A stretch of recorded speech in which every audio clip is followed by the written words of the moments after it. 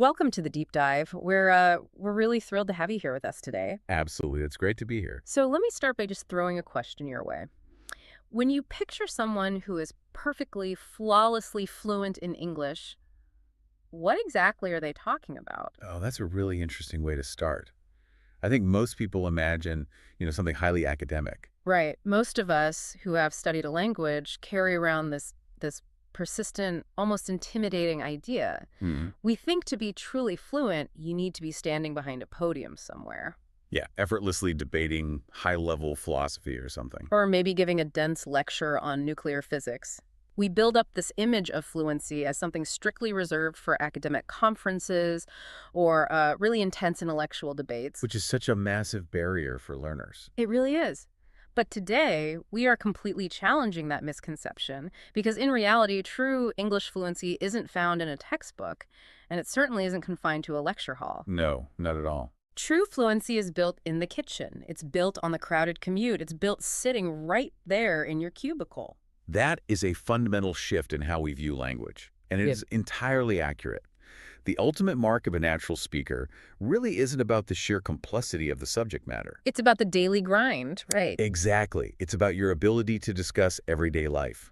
It's about how well you can describe your daily routine with genuine detail, nuance, and emotion. I love that detail and emotion. Because when you can articulate the mundane moments of your day perfectly, that is where true, authentic connection happens with other people. And that brings us to the stack of sources we're looking at today. They're centered around this fantastic guide focused on mastering the mundane and specifically how to talk about your day like an absolute pro. It's such a practical resource. It really is. The whole mission of our deep dive today is to prove to you that real fluency lives in those everyday, overlooked moments. The moments we usually just rush through. Right. Our goal is to equip you with the exact vocabulary and grammar you need to describe your daily routine with that perfect mix of detail and emotion. We want you to sound less like an audio dictionary and much more like a real, living, breathing person. Which is the ultimate goal for any language learner. Okay, let's unpack this. Where do we even begin when it comes to mastering the mundane details of life? Well, we have to begin exactly where the day begins. Makes sense. If we want to validate the very real journey of learning a language, we have to start with the most universal human experience of all, which is waking up. The hardest part of the day. For a lot of people, yes. It's the first phase of our daily routine, from slumber to success. And what is so striking about the research on daily routines is that it rightly points out how, for so many people, the morning is an absolute battle. Oh, yeah. It's not just the simple biological act of opening your eyes. No, it's about that jarring transition. How do you actually bridge the gap from the warm comfort of sleep into the harsh demands of the waking world? Right, because, most people do not just wake up, stretch, and smile at the sun. Definitely not. The reality is much more combative. You hit the snooze button, and as our sources specifically note, sometimes you hit it 3 times. Minimum 3 times for some of us. Exactly. If you're not a quote-unquote morning person, you know exactly what this feels like in your bones. You might find yourself dragging your feet until you finally had that very first cup of coffee. Dragging your feet. That's a great phrase. I really love it. It's such a great visual for that physical reluctance. It implies gravity is somehow working against you. It perfectly captures that resistance. Mm. You're moving, but just barely. And then once you are finally out of bed and vertical, we move into the morning ritual. Which looks different for everyone. Exactly. This is where everyone takes a slightly different path, which makes describing it so interesting. Do you jump straight into the shower the second your feet hit the floor? Or do you sit on the edge of the mattress and scroll through social media for 20 minutes in the dark? I'm definitely guilty of the scrolling. Most people are. But these are the hyper-specific little details that define our mornings and make our conversations interesting. Yeah, and to describe these details properly, we need to look at a specific vocabulary spotlight. These are the words that take your conversational English from basic to advanced. For instance, the phrase to be groggy. Groggy. I use this constantly. But how does that actually differ from just saying, I am tired? That is a really great distinction to make. Groggy is highly specific. It's that feeling of being weak, unsteady, and entirely unable to think clearly, specifically because you have just woken up. Like your brain hasn't fully booted up yet. Exactly. It captures that unique brain fog you have when the alarm goes off and you aren't quite fully operating in the real world yet. Right. Saying I am tired could mean you just ran a marathon or stayed up late studying. But being groggy immediately communicates that very specific, disorienting morning haze. It's just so much more precise. Yeah. And so how do we cure being groggy? Well, for most of us, that brings us to the next phrase, to gulp down. Yes, the coffee. Always the coffee.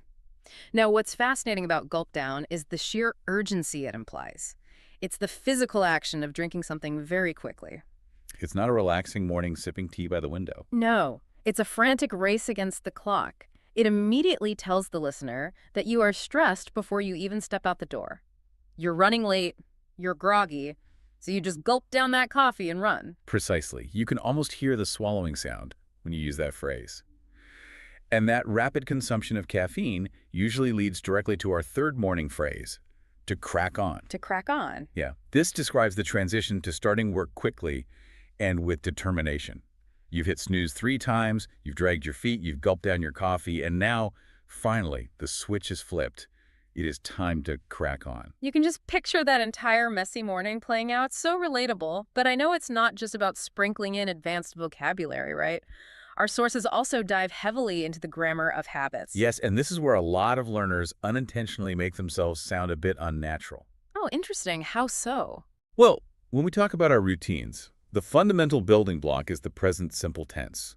That is your baseline for habits. However, to elevate this to a truly advanced level, we have to start using adverbs of frequency. Okay, words like always, seldom, occasionally, frequently. Exactly. I hear people use words like usually and seldom all the time, but honestly, they often sound a bit clunky or misplaced to me. They often are misplaced. Like, I hear things like, I am always skipping breakfast, which feels a bit off. Is there a rule of thumb for where these adverbs actually belong in a sentence to make it sound natural? There is a very strict rule, actually, and mastering it completely changes the rhythm of your speech. The rule is that these adverbs of frequency must be placed directly before the main verb. Before the main verb, okay. Let's look at a mandatory example from our source material that perfectly illustrates this. It goes, I seldom skip breakfast, but I usually opt for something quick, like toast.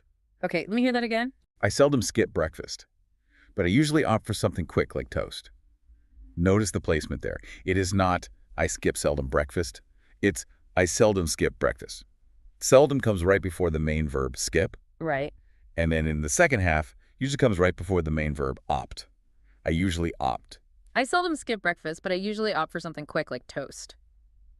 Wow, it really does just flow so beautifully when you put the adverb in the exact right spot. It makes a huge difference. It sounds exactly like something a native speaker would casually say while pouring a cup of coffee. It completely removes that stiff textbook quality and adds so much nuance to a very simple routine. It smooths out the entire sentence. It takes a mundane fact and makes it sound effortless. All right, so we've conquered the morning, we've gulped the coffee, we've cracked on. Now it's time to transition into the second phase of the day, which is the midday hustle. The midday hustle. This covers work, study, and the inevitable slump. This is really the meat of the day. Whether you're at a university lecture hall or at a corporate office, this is where the heavy lifting happens. And heavy lifting is the perfect idiom for those core responsibilities. But before you can even sit down to start that heavy lifting, you have to physically get to your destination. And that brings us to the commute. Yes. Ah, yes. The dreaded commute. This is a massive part of everyone's day, and it's where the power of imagery really comes into play. Using metaphors makes your English infinitely more vivid. It paints a picture. Exactly. Let's look at 2 very different types of miserable commutes highlighted in our sources. First, being stuck in bumper-to-bumper traffic. That phrase instantly paints a picture of complete gridlock and frustration, doesn't it? It totally does. The sensory experience of just staring at an endless sea of red taillights, inching forward. But then there's the alternative for those taking public transit. Are you squeezed onto a train like a sardine? That is such a visceral image. That phrase is so evocative, it makes me feel claustrophobic just saying it out loud. It's the physical intrusion of someone's elbow in your ribs, breathing someone else's air. It's so much more powerful than just saying the train was crowded. What's fascinating here is how these vivid descriptions of our travel directly transition into how we talk about our actual workplace behavior. Think about the psychology of it. Okay, how so? Once you survive that bumper-to-bumper traffic, or you finally escape that sardine can train ride, you arrive at your desk and you immediately face your to-do list. Right, the reality of work. And there's a brilliant question posed about how we handle this moment. Are you tackling your hardest tasks first, or are you procrastinating? Oh, we have all been there with procrastinating. Everyone has. You have a massive spreadsheet to finish for your boss, and suddenly, organizing your pen cup by color feels like the most urgent and critical task in the world. It is universal. And the language we use reflects that internal battle. Tackling implies a real physical effort. It's like an athlete taking down a big, difficult opponent with explosive energy. You are aggressively going after that spreadsheet. And procrastinating. Procrastinating, on the other hand, is the art of avoiding that heavy lifting entirely. And what the research shows is that this constant push and pull of tackling and procrastinating leads directly to the notorious 3.0 p.m. afternoon slump. Oh man, the 3.0 p.m. slump. It doesn't matter what country you live in or what language you speak. Your body knows exactly what the 3.0 p.m. slump is. It is a biological reality. Your circadian rhythm dips, your blood sugar might be crashing from lunch. It's the moment when people say they hit a wall. Hit a wall. Yeah, you physically and mentally just cannot keep going at the same pace you had at 10 a.m. Yeah. You might describe feeling completely drained of all your energy, or even entirely burnt out if it has been a particularly brutal week. Yeah, drained or burnt out. And when you hit that wall and you're feeling drained and burnt out, you have to talk about needing to recharge your batteries. I love that phrase. We treat the human body almost like a machine or a smartphone that just needs to be plugged into the wall for a bit. We hit a wall, our battery icon flashes red, we run out of power, and we desperately need to recharge. It's a perfect modern metaphor. It really perfectly captures the exhausting reality of the midday hustle. But thankfully, the day doesn't end at 3.0 p.m. Eventually, the heavy lifting stops and we get to go home. Which brings us into the third phase of our daily arc, the wind down. The wind down. This encompasses our evening rituals and that highly coveted me time. If we connect this to the bigger picture, how a person ends their day actually says a tremendous amount about their culture, their priorities, and their personality. That makes a lot of sense. While the workday is often shared in public, the evening is deeply personal. It really is. It's the time for decompressing. After a long day of tackling projects and hitting literal and metaphorical walls, you need to unwind. Exactly.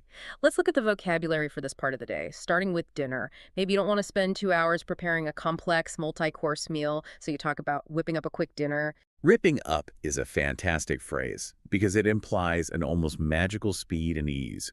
It's throwing some pasta in a pot or making a quick sandwich. It is the exact opposite of laboring over a hot stove. Right. And then once you've whipped up that dinner, you might choose to veg out in front of the TV doing absolutely nothing. Veg out. Veg out. Literally like becoming a vegetable. You are just planted on the couch, totally relaxed with the brain completely turned off. There is a glorious lack of guilt wrapped up in that phrase. And vegging out is a perfectly acceptable, necessary way to decompress. But advanced learners also use the evening to do a high-level reflection on their productivity. Oh, like evaluating how the day actually went. Yes, they look back and evaluate the entire day. Yeah. They ask themselves, did I get a lot done, or was the day a total washout? A washout. That is such a deeply descriptive term for a day that was just a complete waste of time. Yeah. It brings to mind this image of a torrential downpour coming in and just washing all your carefully laid plans down the drain.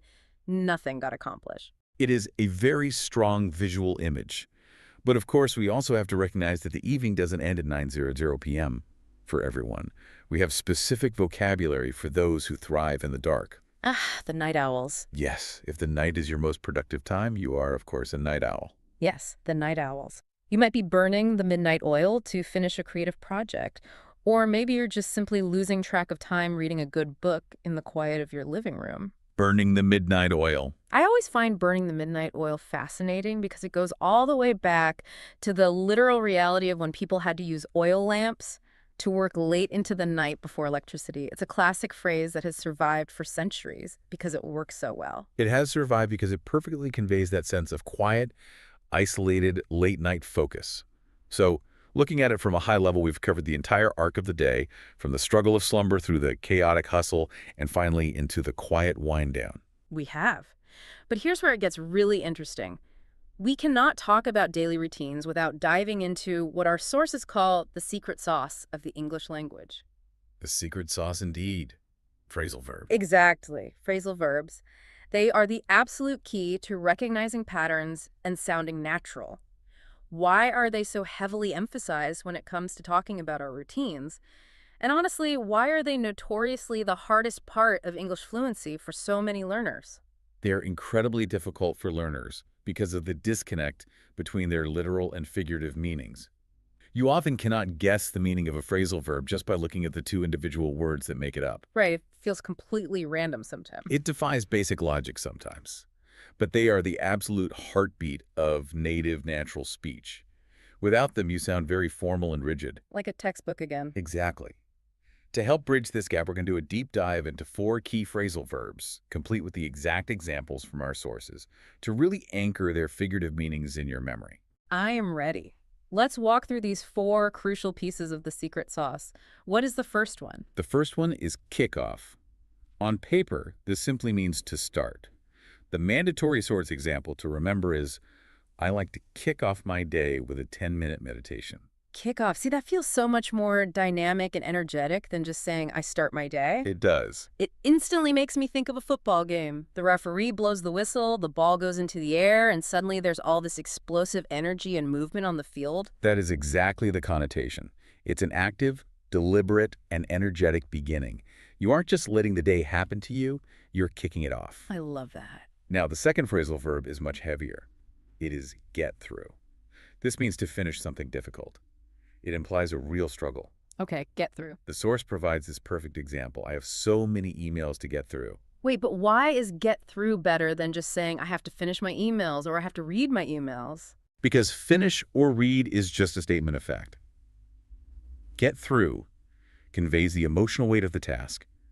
Notice it is not get over or get around. Right. Through implies you are currently standing in the middle of a massive mess, like a thick jungle of unread emails, and you have to pull out a machete and hack your way to the other side just to survive. It shows endurance and grit. I love that. You are hacking through the inbox jungle. It really emphasizes the heavy lifting we talked about earlier. All right, what is the third one? The third is knock off. Mm. This means to finish work for the day.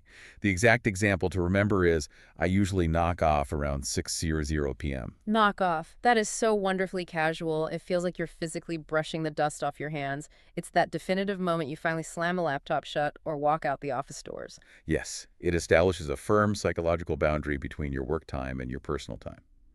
It's a very satisfying phrase to say out loud at the end of a long shift. It definitely is. And finally, that brings us to the fourth phrasal verb, turn in. This simply means to go to bed. The source example to keep in your mind is, I'm exhausted.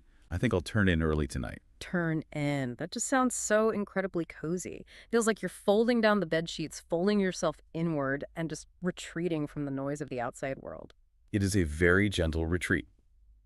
So just to recap the secret sauce, you kick off your morning with energy, you get through the difficult tasks in the afternoon, you knock off work when the day is done, and you finally turn in to rest. It maps perfectly onto the arc of the day. It does. If you start to intentionally sprinkle these 4 phrasal verbs throughout your daily conversations, you are instantly leveling up your fluency. You move from sounding like a textbook to sounding like a local. You are actively applying the secret sauce. Which brings us to the final, incredibly practical part of our deep dive today. There is an exercise outlined in our sources that poses a brilliant, slightly uncomfortable question directly to you, the listener. It's a great exercise. It asks, how does your ideal day differ from your real day? This is a phenomenal exercise because this is where we take all the advanced vocabulary and grammar we just discussed and force it to collide with reality. Right. It forces you to look at the contrast. Let's start with the ideal.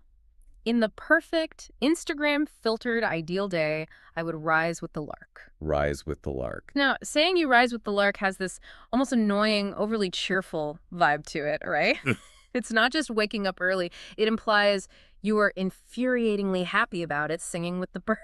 Exactly. In this ideal day, I rise with the lark, I do an hour of peaceful yoga, and I eat a perfectly balanced, nutritious breakfast. That is the dream. That is the textbook perfection that none of us actually achieve on a daily basis. Exactly. Because then the exercise asks us to describe the real. In actual messy reality, I roll out of bed at the absolute last possible second after hitting snooze 3 times. Here's the truth. I drag my feet to the kitchen only to realize I have completely run out of milk for the coffee I desperately need to gulp down. The contrast is stark, but it is deeply familiar. And this raises an important question. Why does this matter? Why ask learners to do this comparative exercise? Yeah, what's the takeaway here? The research explains that by actively acknowledging and verbalizing the massive gap between our pristine goals and our chaotic reality, we make our spoken language far more relatable. It grounds it. We make it beautifully, universally human. Fluency isn't about projecting a flawless image of yourself. It is about communicating the messy, real truth of your life to another person. So what does this all mean for you listening right now? Let's bring everything we've talked about together. The whole journey of our sources today proves that true fluency is not found in memorizing an academic textbook. Not at all. It's not found in pretending you flawlessly rise with the lark every single day. True fluency is found in knowing how to vividly, accurately describe your disorienting, groggy mornings. And your commutes. Right. It's found in complaining with colorful metaphors about your sardine-like commutes. And it's found in happily and unapologetically describing your evening veg-out sessions on the couch. Absolutely. It's those mundane details expressed with genuine emotion and the right phrasal verbs that truly make you a pro. It is a powerful realization that shifts the entire goalpost of language learning. And I want to leave you with a final thought to mull over, building on the psychology of everything we've explored today. Okay, lay it on us. Think about how the words we use actively shape our internal reality. Consider this.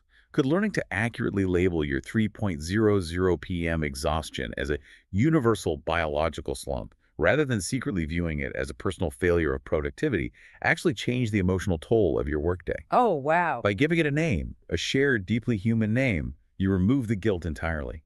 By mastering this mundane vocabulary, you aren't just mastering a language, you might just be mastering your own routine and protecting your own peace of mind. What a fantastic, validating note to end on. Thank you so much for joining us on this deep dive. Tomorrow morning, when that alarm goes off in the dark, notice if you are dragging your feet. Notice if you're hitting snooze. Notice if you're frantically gulping down your coffee before you run out the door. Pay attention to those tiny moments and know that you now have the exact, perfect words to describe them like a true pro. We will catch you next time.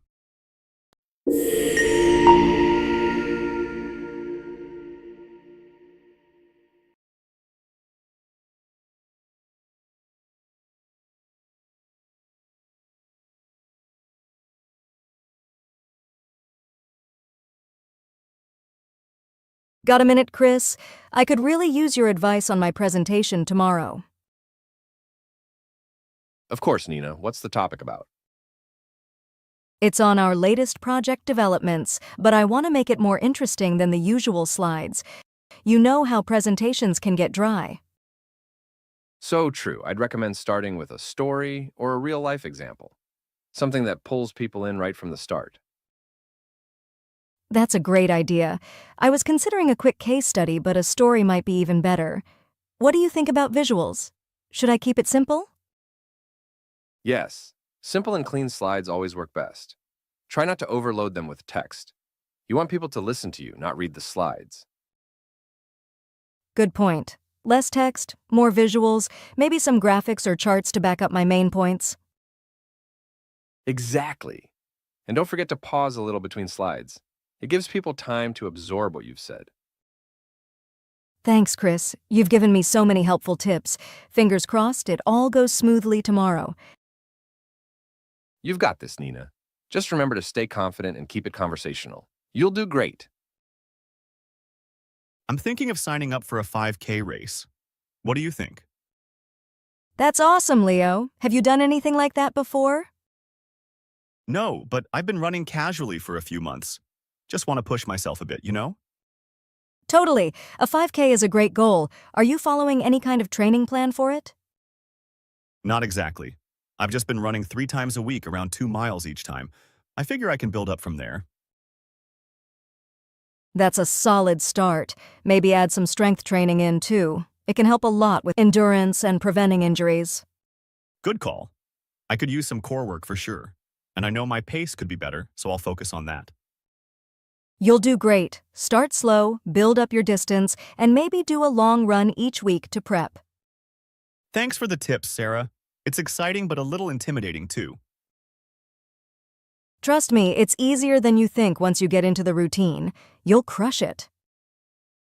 I'm finally upgrading my phone, but I'm torn between two models. I need some advice. Ooh, let's hear it. What are your options? Well, there's the Pixel, which has an amazing camera, or the latest iPhone with more storage. Both sound great. Do you take a lot of photos or videos? That could be a deciding factor. All the time. But I also have a huge music library, so storage is big for me too. True. If you're going to be saving tons of music, maybe the iPhone is the way to go. Plus, it'll be faster if you're multitasking. You're probably right. And I guess I can always use cloud storage if I go with the Pixel, but it's an extra step. Yep. Either way, they're both solid choices. Which one is calling to you more? Honestly, the iPhone. I think you helped me make up my mind. Thanks, Maya. I'm seriously thinking about switching careers. Is that totally crazy? Not at all, Lily. What kind of career are you considering? I've always been interested in graphic design. It's something I've wanted to do for ages, and it just feels like the right time. That's awesome. Do you have any experience with it, or would you be starting from scratch? I have a bit. I've taken a few online courses, but nothing professional yet. That's a great start. Maybe try doing some freelance projects on the side. It could help you build up a portfolio and see if you really enjoy it. Good idea. I was thinking the same. That way, I can test the waters without leaving my current job. Exactly. And if you find you love it, you'll already have a foundation when you're ready to switch full-time. Thanks, Ben. It's exciting, but also a little terrifying. That's normal. Just take it step by step. You'll know when the time's right. Hey, are we still on for the trip this weekend? Definitely. I was just checking the weather forecast and it looks perfect. Sunny and not too hot. Oh, that's a relief. I was a bit worried it might rain. Have you figured out the driving situation? It's a bit of a long drive. Yeah, I thought about it, and I can drive us down if you don't mind helping out with the gas. We can split it. Sounds fair to me. I'll make sure I have enough cash on hand for that. Oh, and snacks. Do you have any specific requests? Maybe some trail mix and energy bars. And we can't forget water bottles. Got to stay hydrated on the road. Absolutely. And I'll take care of the playlist too. I've been curating it for weeks. This is shaping up to be an epic trip. I can't wait. It'll be nice to get out of the city and just relax for a bit. Agreed. Between work and everything else, a break is much needed. Should we plan to leave early on Saturday? Yeah, I think the earlier the better. That way we get more time to explore once we get there. Perfect. I'll be ready by 6 a.m., coffee in hand. Did you see the new sci-fi movie everyone's talking about? Yes, I watched it last night. It was intense. I know, right? The plot was so complex, I almost got lost at one point. Same here. There were so many twists. Just when I thought I had it figured out, it completely surprised me. Exactly. What did you think of the ending? It was unexpected. I think it was clever, but it left me with so many questions. Me too. Part of me liked the mystery, but I also wanted more closure. I guess that's what makes it so interesting, though. It really keeps you thinking. True. It's not often a movie sticks with me like that. Do you think they'll make a sequel? I hope so. There's definitely room for one. I'd love to see where they take the story next. So I'm thinking about starting a new hobby. I feel like I need something creative. That's a great idea. Do you have anything in mind? I was thinking about photography. I've always enjoyed taking pictures, but I've never done it seriously. You should go for it. Photography is so much fun, and there's a lot to learn. Are you planning to buy a camera? Yeah, I've been looking at a few entry-level ones. I think I'll start with something simple to learn the basics. Good call. You can always upgrade later if you really get into it. Have you thought about what you want to photograph? I'd love to try landscape and nature photography. There are so many beautiful places nearby to practice. That sounds perfect. You'll have a great time exploring and capturing those moments. Thanks, Sophie. I feel more motivated now. I'll keep you posted on my progress. I've been dreaming about a trip to Spain for ages. I think this year I'll finally make it happen. Have you been? Yes, I went 2 years ago, and honestly, it was one of the best trips of my life. There's so much to see, from lively cities to the most charming little villages. You'll love it. That's exactly what I'm hoping for. There's so much culture, and every region seems so unique. Where did you start your trip? We started in Barcelona. It's a perfect mix of art, history, and beach. One of the highlights was seeing La Sagrada Familia in person. I'd seen photos, but in real life, it's just breathtaking. La Sagrada Familia. Gaudí's masterpiece, right? I've heard it's been under construction for over a century. Yes, since 1882. But the fact that it's still being built just adds to its mystery and charm. Every detail is so intricate. You could spend hours just looking at one section and still discover something new. And if you climb one of the towers, you get an amazing view of the whole city. That sounds incredible. What else did you do in Barcelona? Oh, you have to check out Park Güell, another Gaudí creation. It's a public park with colorful mosaics and unusual architecture that feels almost like a fantasy world. The view from there is gorgeous too. And let's not forget the food. Tapas everywhere. Tapas. I've been dying to try authentic tapas. What was your favorite? It's hard to choose. Patatas bravas are a must-try. They're crispy potatoes with a spicy sauce. And you'll see jamón ibérico, a type of cured ham, everywhere. It's amazing with bread and tomato. Oh, and don't miss churros with hot chocolate. They're a traditional snack, especially for breakfast or a late-night treat. Churros for breakfast? I'm definitely on board with that. I know I'd love the food scene. Did you go anywhere outside Barcelona? Yes, we took a day trip to Montserrat. It's this mountain with a beautiful monastery perched high up, and the scenery is spectacular. You take a cable car up the mountain, and the views are unbelievable. And there's this statue of the Black Madonna that people come from all over to see. Wow, that sounds so peaceful and different from the city vibe. I'll have to add it to my list. After Barcelona, where did you go? We traveled to Madrid, the capital. It has a different energy, more formal but equally lively.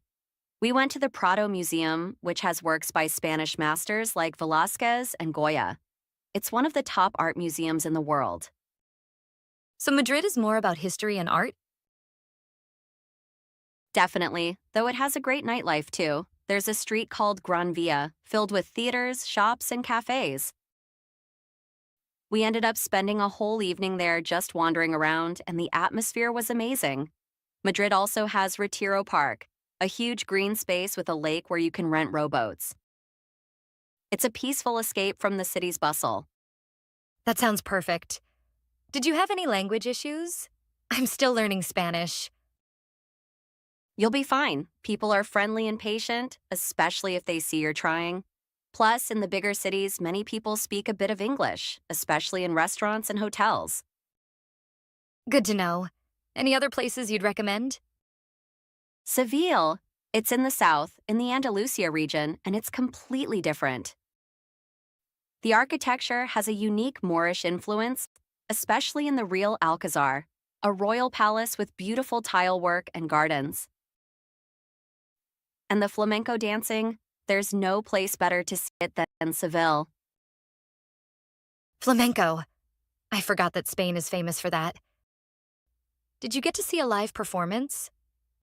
Yes, we went to a small, intimate venue, and it was mesmerizing. The dancers pour so much emotion into each movement, it's intense and beautiful.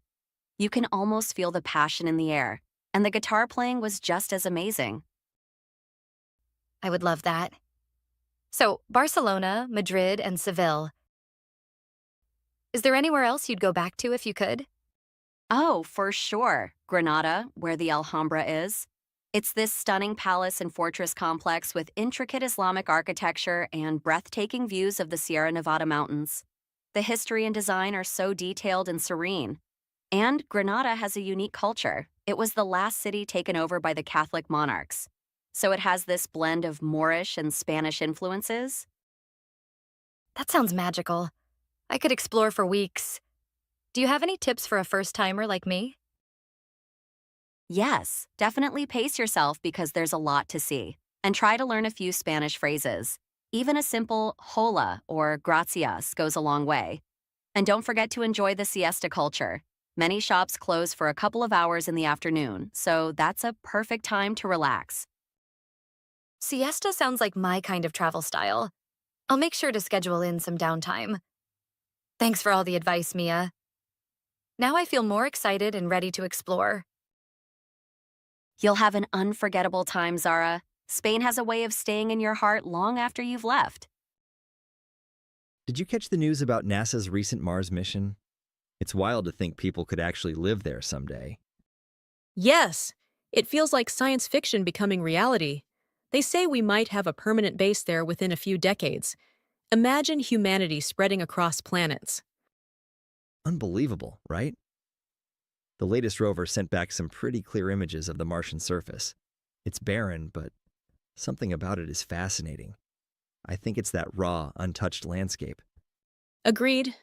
But can you imagine the challenges? The temperatures alone would be brutal. And then there's the radiation.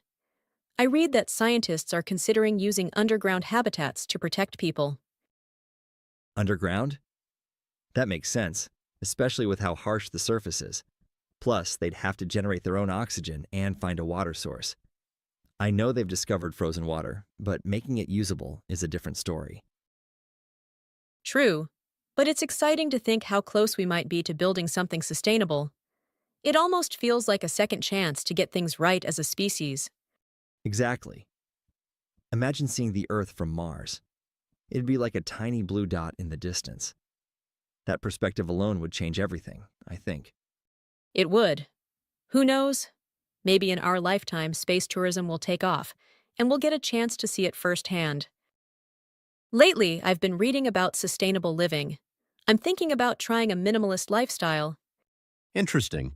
I did a bit of that last year. It's surprising how much stuff we don't need. What got you interested? Honestly, just seeing the amount of waste around me. I feel like I'm drowning in things I don't even use. Plus, I'd love to live a life with less clutter and more intention. Exactly.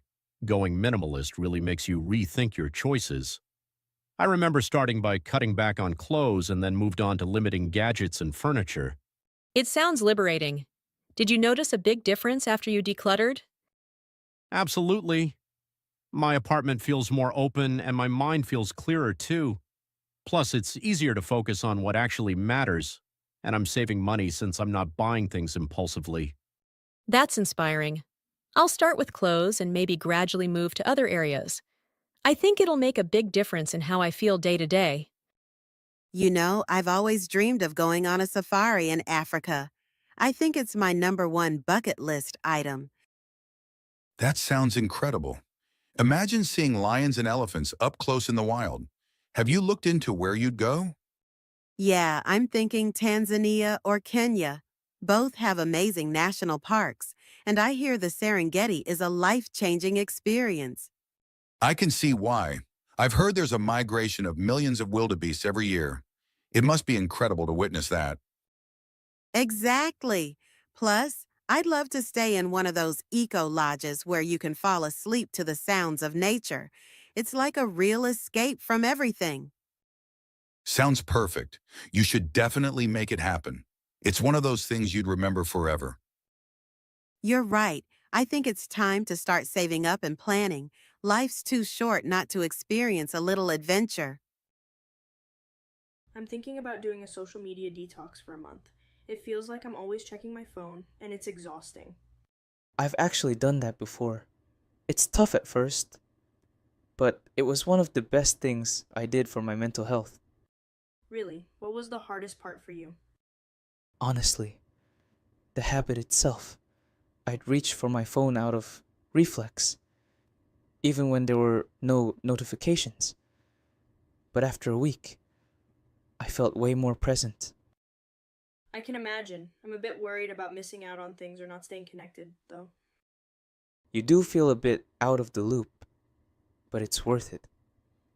I used the time to reconnect with myself and focus on real life relationships.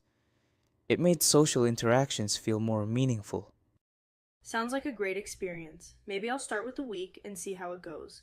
Who knows, maybe I'll even enjoy it. I bet you will. And if you feel the urge to check something, pick up a book or go for a walk. You'll be surprised at how refreshing it feels. Hey, I've been thinking about a career change. I know I have a stable job, but it's not really fulfilling anymore. Really? What kind of change are you thinking of? I want to work with people, maybe in psychology or social work. I feel like helping others would give me a sense of purpose. That sounds rewarding for sure. But making such a big shift can be scary, especially after being in one field for so long. True, I'm nervous about starting over, but every time I think about it, I get excited. I guess the real question is if I'm ready to take the risk. Well, sometimes it's the risk that lead to the most rewarding paths. Maybe try taking some classes or volunteering to test the waters. Good idea. That way, I'll get a feel for it without committing too soon.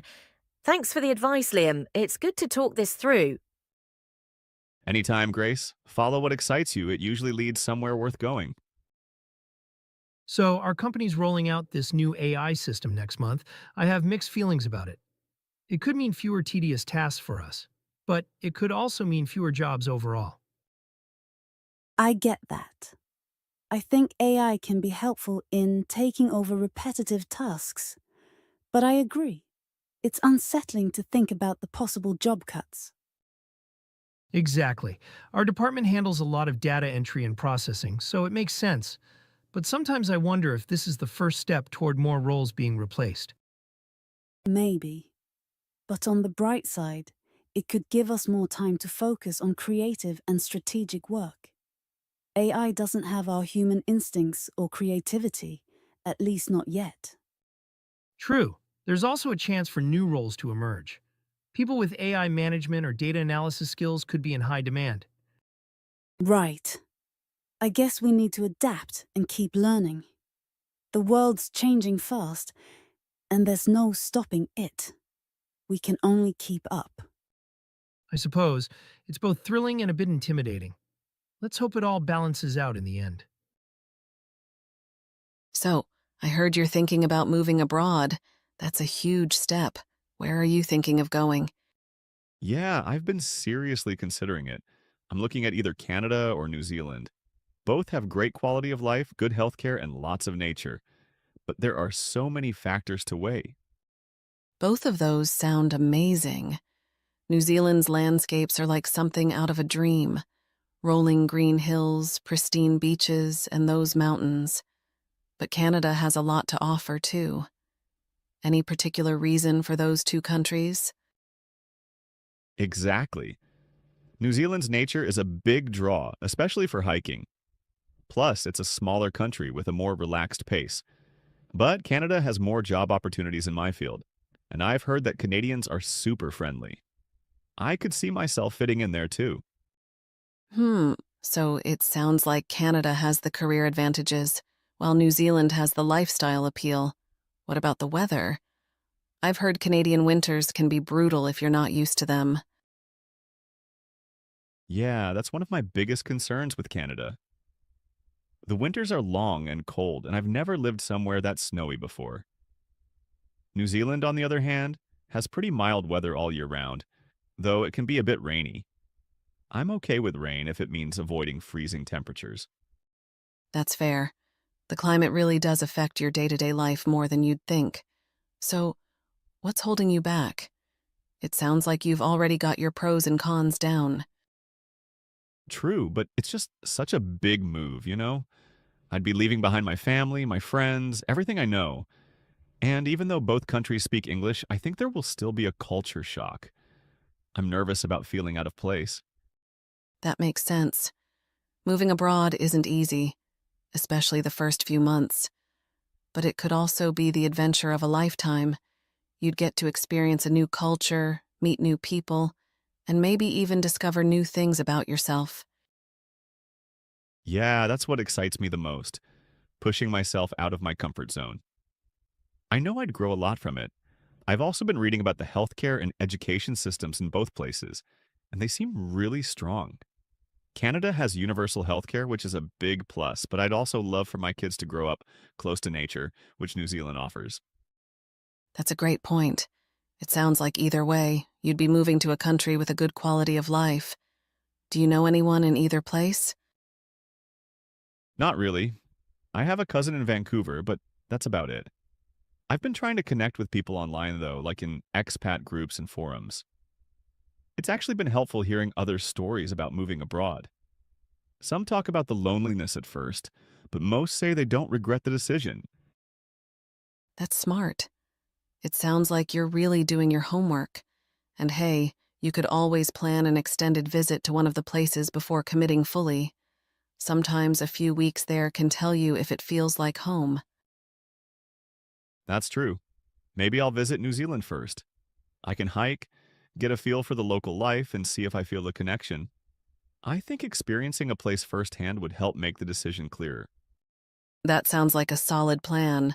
Whatever you choose, Marco, it's going to be a memorable experience. And remember, home will always be here if you ever want to come back. Thanks, Evelyn.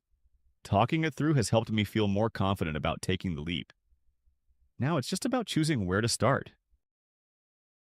Hey, Mia! I heard you signed up for a pottery class. That's awesome. What made you want to try pottery of all things? Hey, Jake. Yeah, I did. Honestly, I wanted to try something completely new and hands-on.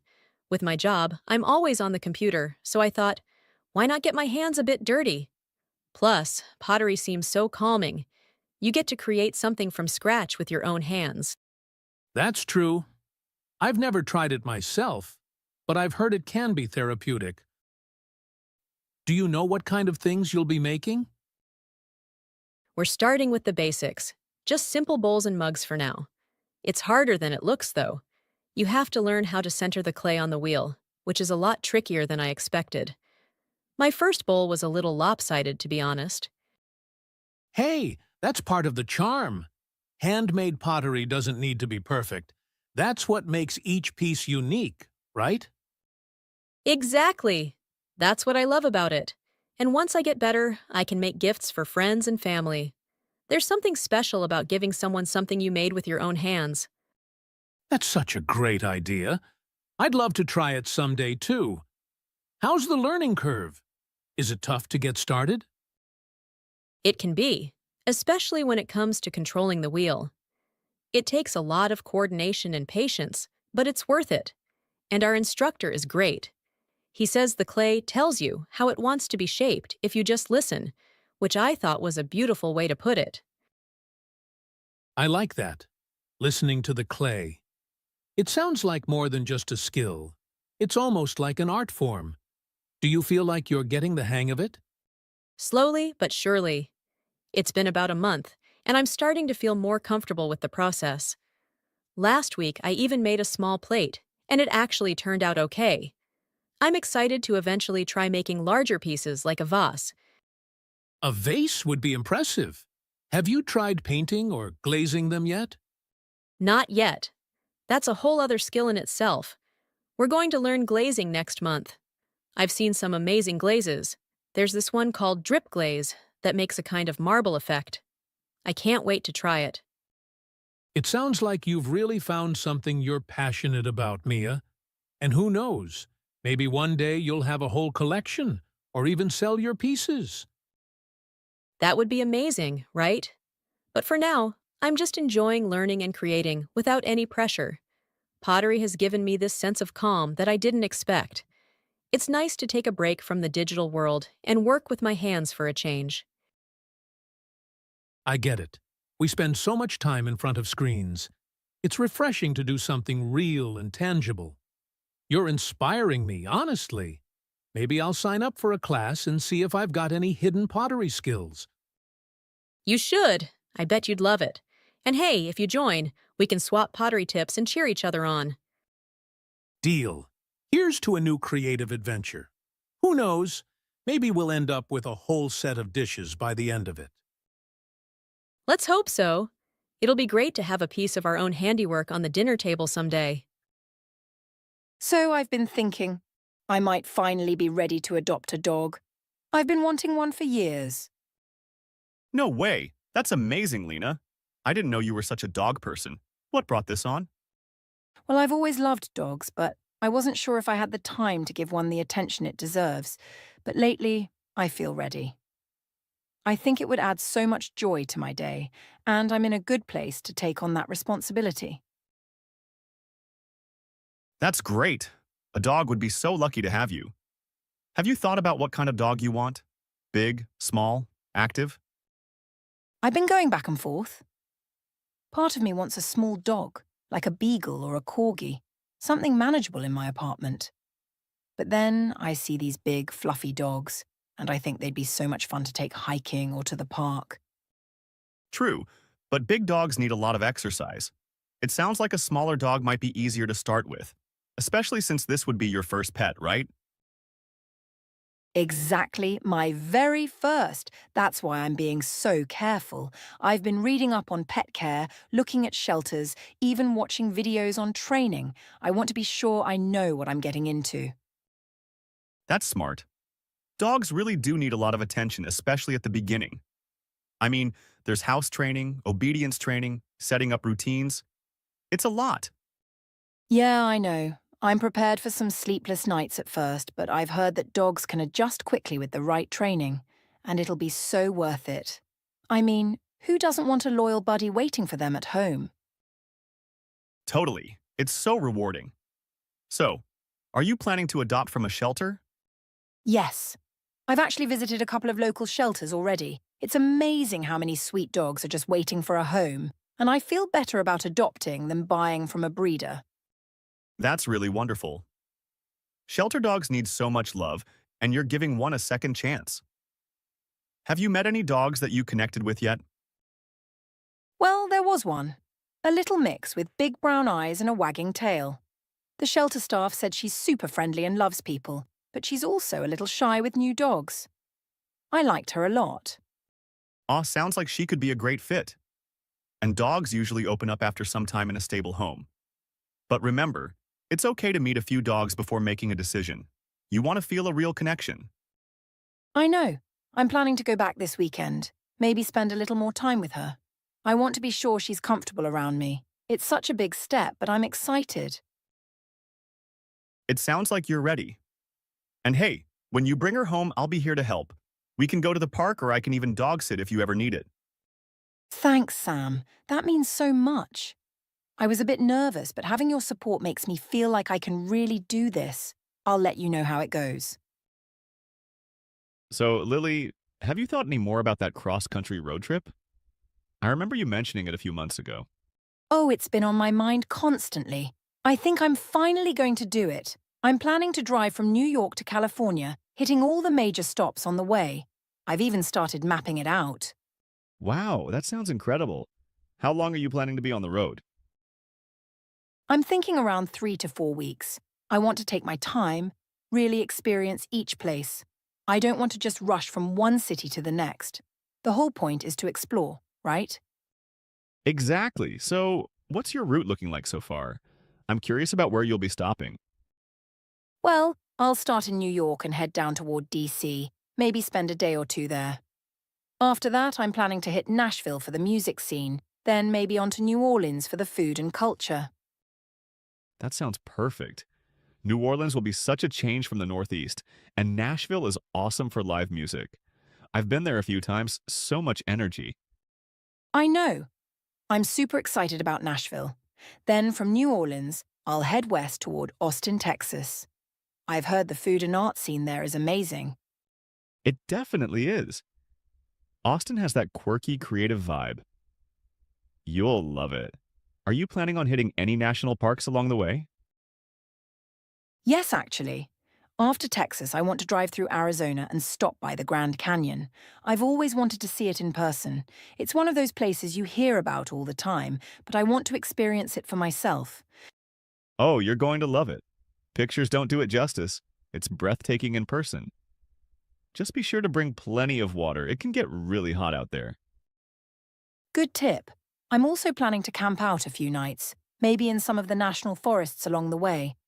I think it'll be nice to just disconnect and enjoy the nature around me. That's such a great idea. I think you'll find a lot of peace out there. Sometimes it's nice to get away from city life for a bit. Have you thought about where you'll stay along the way?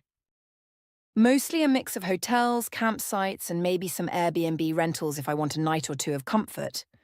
I want to keep things flexible, though, in case I want to spend extra time in a place I really like. Smart.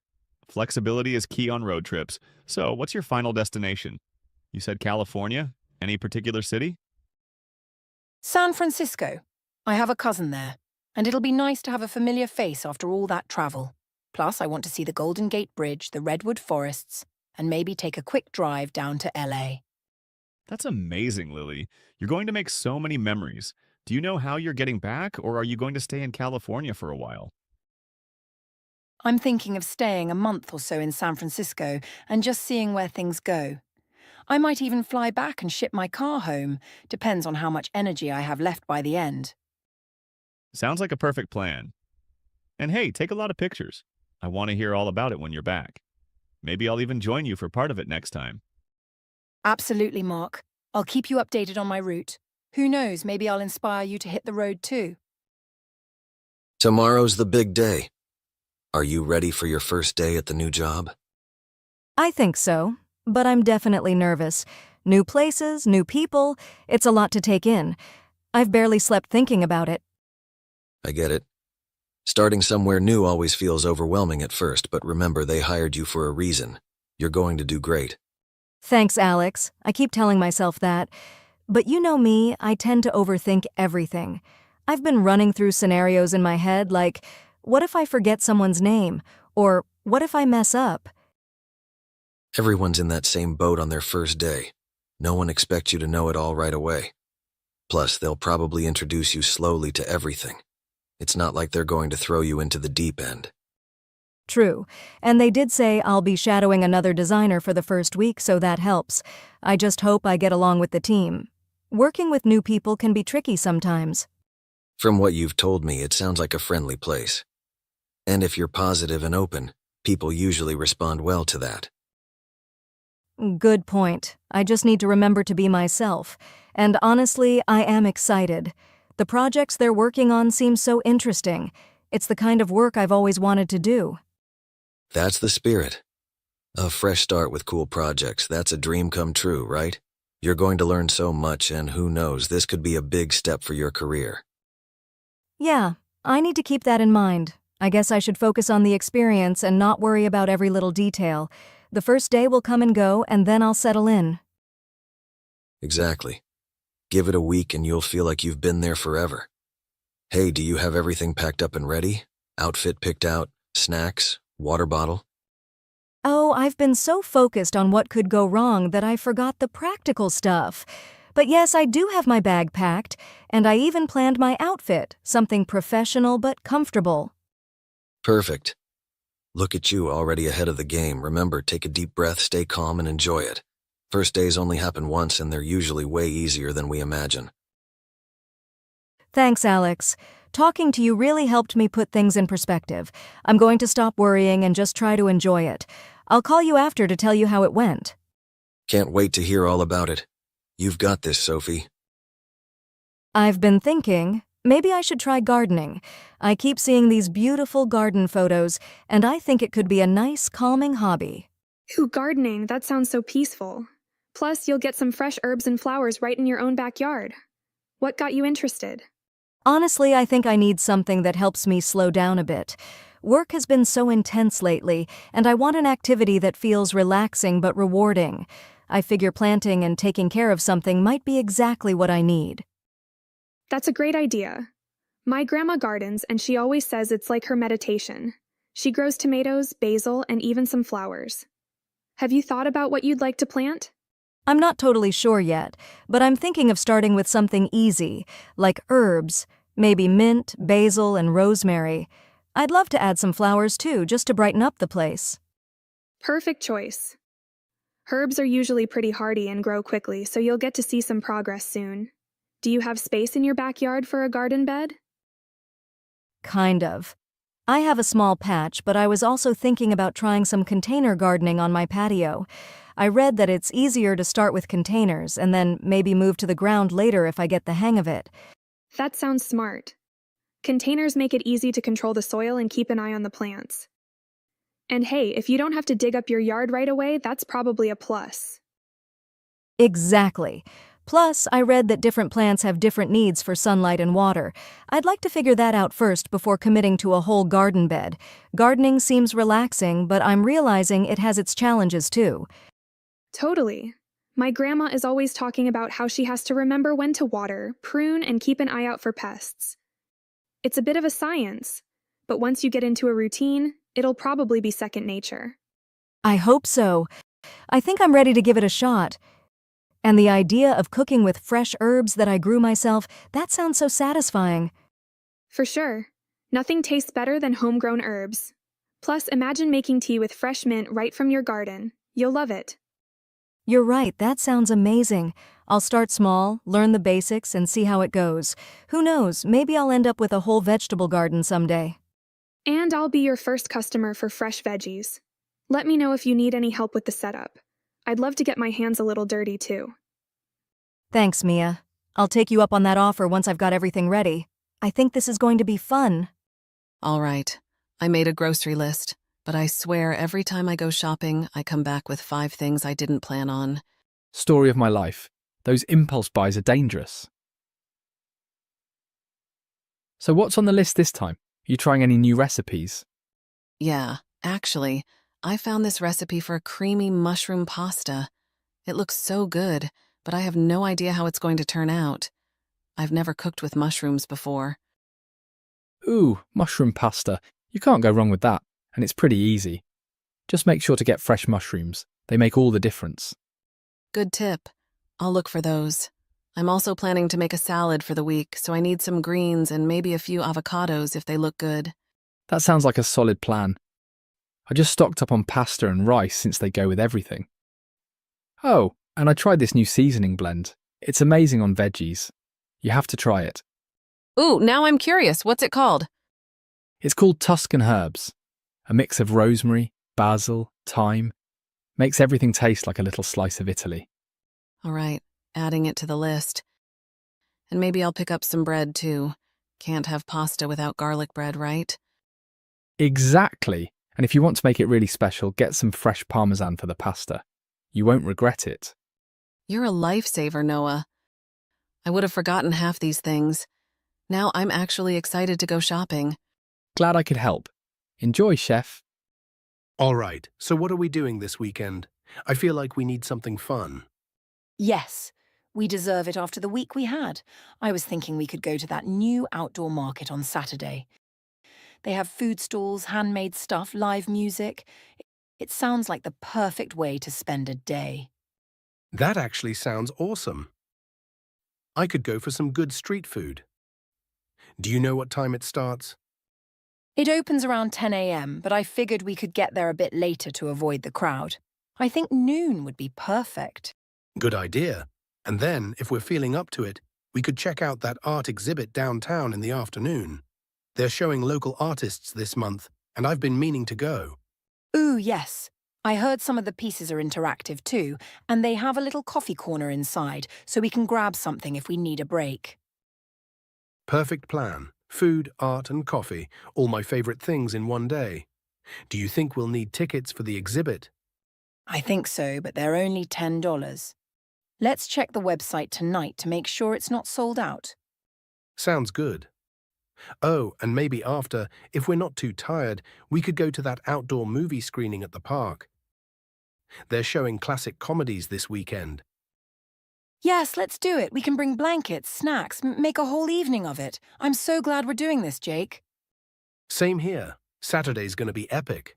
I'll make sure to bring my camera. This sounds like a day worth capturing. Thank you for coming in today, Sarah. We're excited to learn more about you and your creative process. Could you start by telling us a little about your background? Of course. I studied graphic design in college, and after graduation, I worked with a small agency where I had the opportunity to work on everything from branding to digital ads.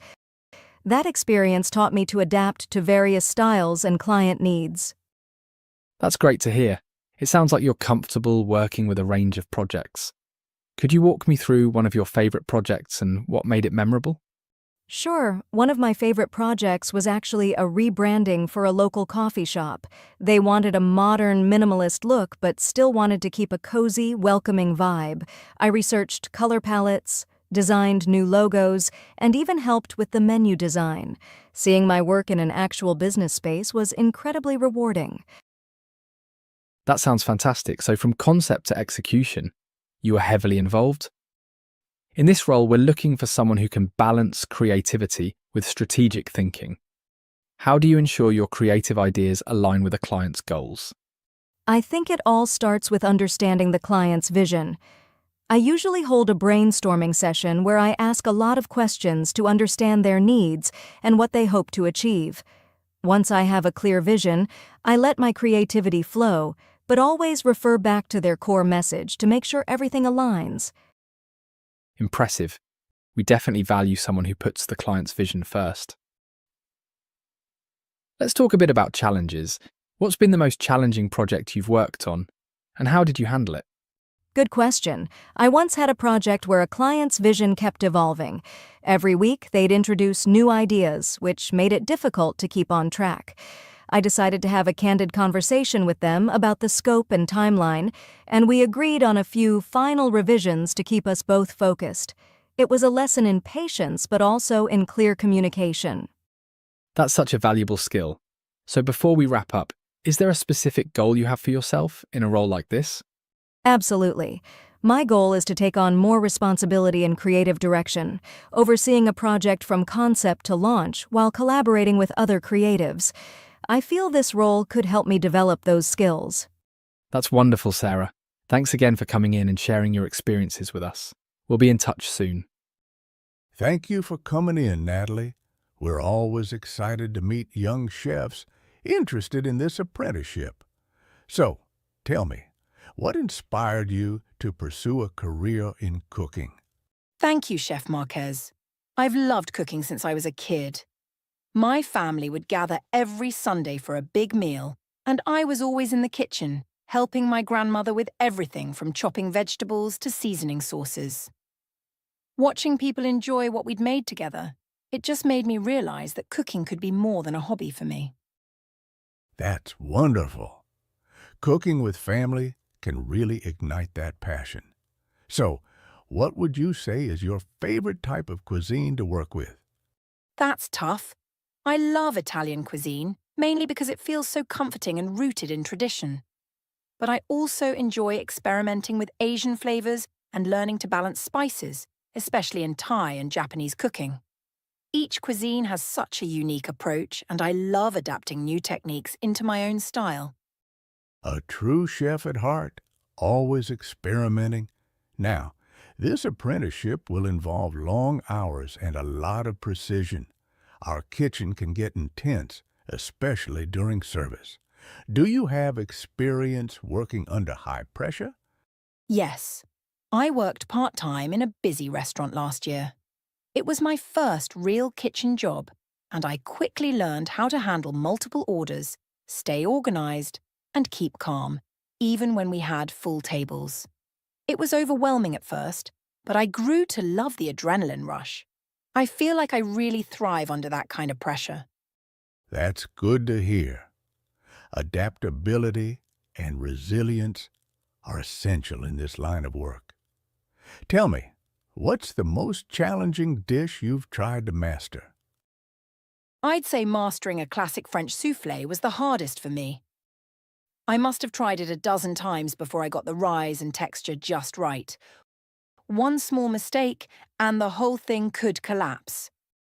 But I kept practicing and refining my technique until I finally got it. It was definitely a lesson in patience and precision. Soufflés require such care. Nicely done. Here, our apprentices learn both modern and traditional cooking methods. We love to teach the science behind every technique. How comfortable are you with learning about the chemistry of cooking? I'd love that, actually. I think understanding the science would help me make better choices in the kitchen. I've read about how acids, like lemon or vinegar, can enhance flavors, and I'm always interested in learning why some flavors pair so well together. I feel like a deeper knowledge could really elevate my cooking. You're right. Understanding the why behind cooking can make all the difference. Now, a large part of this role is working as a team. How would you describe your style when it comes to teamwork? I'd say I'm collaborative and very open to feedback. In my last job, I worked closely with the line cooks, helping each other whenever the rush picked up. We all knew that if one person fell behind, the whole line would be impacted. So I made sure to offer help whenever I could and took advice from more experienced chefs without hesitation. That's the right attitude. A strong team makes for a smooth kitchen. Last question. What do you hope to gain from this apprenticeship, and where do you see yourself in 5 years? I'm hoping to gain a solid foundation in both technique and kitchen management. I'd love to learn how to run a kitchen efficiently, from prep to plating. In 5 years, my dream is to work as a sous chef, developing my own menu ideas, and eventually work my way up to executive chef in a restaurant known for creative and fresh ingredients. It sounds like you have a clear vision for yourself, Natalie. I'm impressed with your dedication and willingness to learn. We'll be making final decisions soon, but I can tell you'd be a great fit in our kitchen. Thank you for sharing your passion with us today. Thank you so much, Chef Marquez. This opportunity would mean the world to me, and I'm excited at the possibility of learning under you and your team. Likewise, Natalie. Best of luck. We'll be in touch soon. Hey, Alana. I've noticed we've both been pretty busy lately, and the apartment's, let's say, not in the best shape. Yeah, you're right. Between work and everything, it's easy to let things pile up. I think we need a better system for cleaning. Any ideas? I was thinking we could make a weekly schedule. Like, I could take care of vacuuming and dusting 1 week, and then we swap. Or we could assign rooms. I like the idea of swapping rooms. That way, if one room needs extra work, we're sharing the load. Plus, it keeps things fresh, right? Exactly. And how about we make Sundays our reset day? We could spend, say, 30 minutes tackling whatever needs the most attention. That's a great idea. And let's set a rule. Anything that's left out in common areas goes into a bin. If it's yours, you have to take it out by Sunday night. Perfect. Oh, and about the kitchen.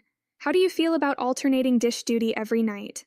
I notice the dishes pile up when we both assume the other will take care of them. Good call.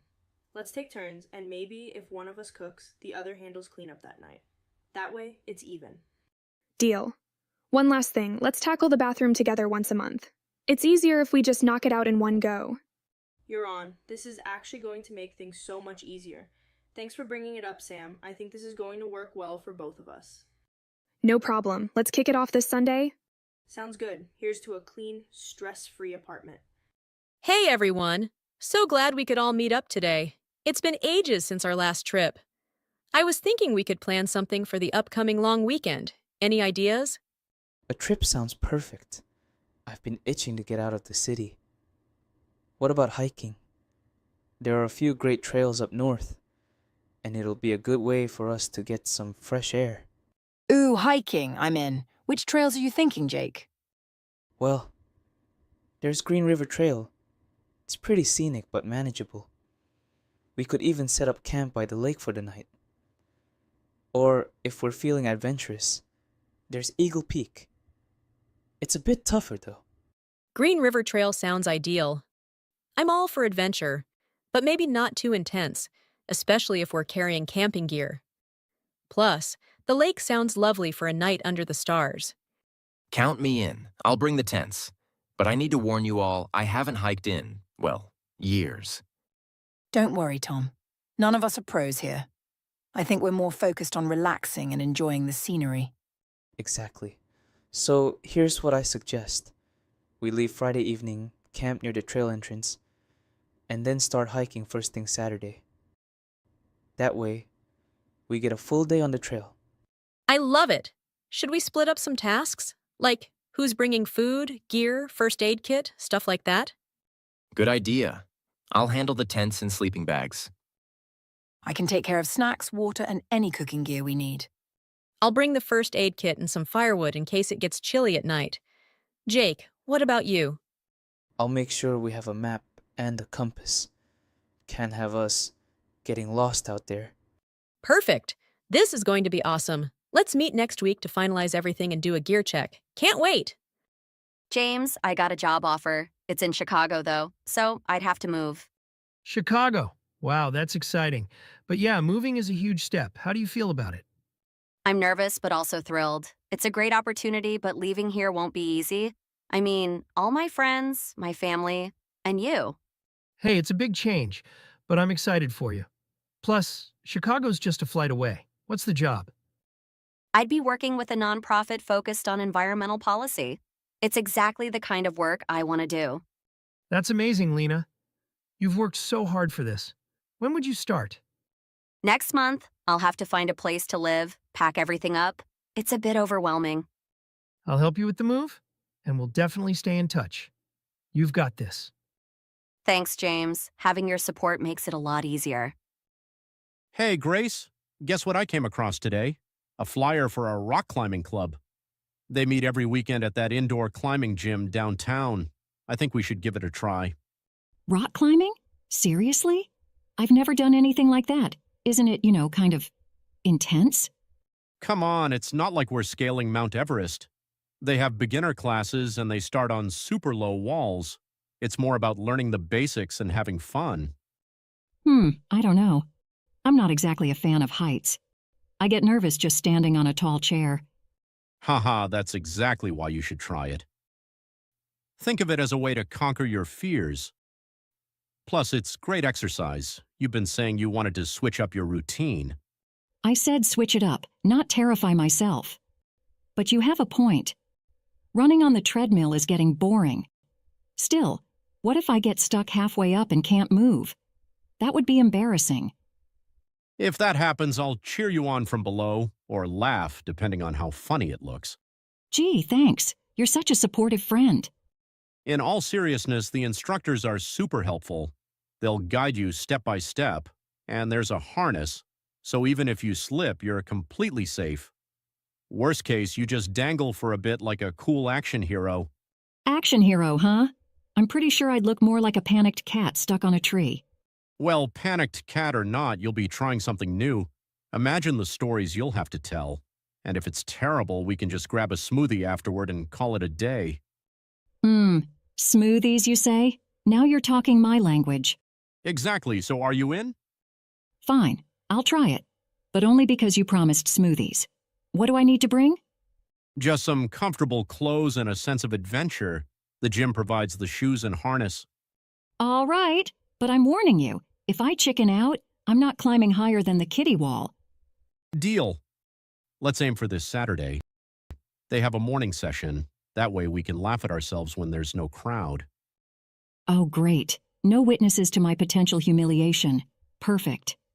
Welcome, everyone. My name's Mia, and I'll be helping you today. Let's start with some basics. How to use your harness, the proper climbing technique, and how to trust your belayer.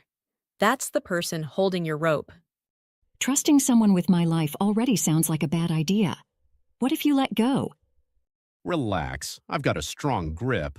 Plus, I wouldn't let you fall unless you start insulting my climbing skills. Noted. Compliment Ryan or plummet to my doom. Got it. All right, who's ready to give it a try? We'll start on the beginner wall. Me. Grace, you go first. What? No way. You go first and show me how it's done. Fine, watch and learn. What's wrong? Don't tell me you're stuck already. No, I'm just admiring the view. You'll see. It's amazing once you're up here. More like you're figuring out how to come down. Okay, fine. My turn. Oh no. Nope, nope, nope. Why does this suddenly feel so high? You're doing great, Grace. Focus on the next handhold. Don't look down. Just keep moving upward. You've got this. One step at a time. Remember, smoothie glory awaits you. Smoothie glory, huh? All right, fine. But if I make it to the top, you're buying. Deal! I did it. I actually made it to the top. See, I told you, you're a natural. Natural? I'm shaking like a leaf. Get me down now. Just lean back and trust the rope. We'll lower you slowly. How do you feel? Like I survived a near-death experience. But I kind of liked it. Weirdly satisfying. I knew you'd love it. So, ready to try the next wall? Let's not get carried away. Smoothie first, then maybe I'll consider it. Fair enough. To smoothies and newfound bravery. To never letting you talk me into anything this crazy again. Until next time. Hey, Liam. I've been thinking, I really need to start eating healthier. I feel so sluggish lately, and I think my diet is the main problem. I hear you. I've been wanting to make some changes too, but it's so hard to stay consistent. Every time I try, I end up giving up after a week. Same here. I mean, it's easier said than done, right? But this time, I want to stick to it.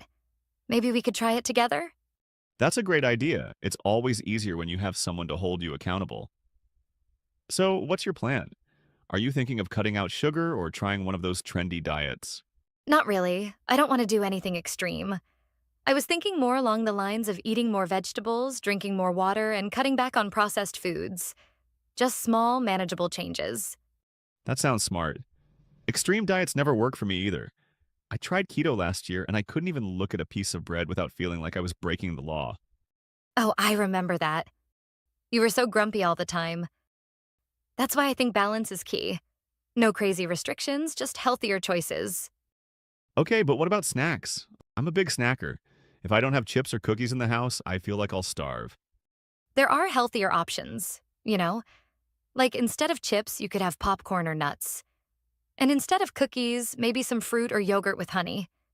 It's about finding alternatives. I could try that. But I'm not sure about the fruit thing. Isn't it full of sugar? Natural sugar, yes, but it's not the same as processed sugar. Plus, fruit has fiber and vitamins, so it's actually good for you. Fair point. What about drinks? I always struggle with that. I love soda, but I know it's terrible for me. You could switch to sparkling water with a splash of juice. It's not the same, but it helps when you're craving something fizzy. Or herbal teas. Those are great too. I'll give it a shot. Okay, so snacks and drinks covered. What about meals? I don't have time to cook elaborate stuff every day. Neither do I. But meal prepping is a game changer. You can cook a few things on Sunday and have them ready for the week. Like grilled chicken, roasted veggies, and maybe some quinoa or rice. Then you just mix and match. That actually sounds doable. And it would save me money on takeout, too. I'm in. Should we make a list of things to buy? Definitely. Let's start with the basics. Vegetables like spinach, broccoli, and carrots. Some lean protein like chicken or fish, and whole grains like oats and brown rice. Oh, and don't forget healthy fats like avocados and olive oil. Wow, look at you. You sound like a nutritionist. What about snacks? Should we add nuts and yogurt? For sure. And maybe some dark chocolate for when we're craving something sweet. You don't have to give up treats completely, just pick better ones. I like the sound of that. Okay, let's plan our first healthy week. Breakfast, lunch, dinner, and snacks. What do you think? All right. For breakfast, how about oatmeal with fruit or eggs and whole grain toast? For lunch, maybe a big salad with some grilled chicken or a veggie-packed wrap. And for dinner? Something quick but satisfying? Stir fries are always good. Just throw in some veggies, protein, and a little sauce. Or pasta with a tomato-based sauce and lots of veggies. This is starting to sound better than my usual frozen pizza routine. What about exercise? Are we adding that too? Of course. Even just 20 to 30 minutes a day can make a huge difference. Maybe some walking or even a quick workout video. Nothing too intense to start with. All right, I'm convinced. Healthy food, exercise, and accountability, this might actually work. Should we set some goals? Good idea. Let's keep it realistic. Like drinking 8 glasses of water a day, exercising 3 times a week, and cooking most of our meals at home. Deal. And maybe we can have a cheat meal on the weekends? I can't live without my Sunday pancakes. Absolutely. Cheat meals are allowed. It's about balance, not perfection. All right, Emma, let's do this. I'm excited and a little scared, but mostly excited. Same here. We've got this, Liam. Here's to a healthier us. Hey, Ethan, guess what? I'm thinking about buying a bicycle. I want to start riding to work and maybe do some weekend trails. What do you think? That's a great idea. Biking is such a fun way to stay active. Plus, you'll save on gas and parking. Do you know what kind of bike you want?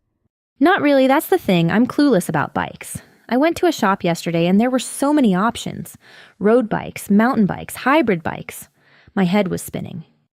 Yeah, it can be overwhelming at first.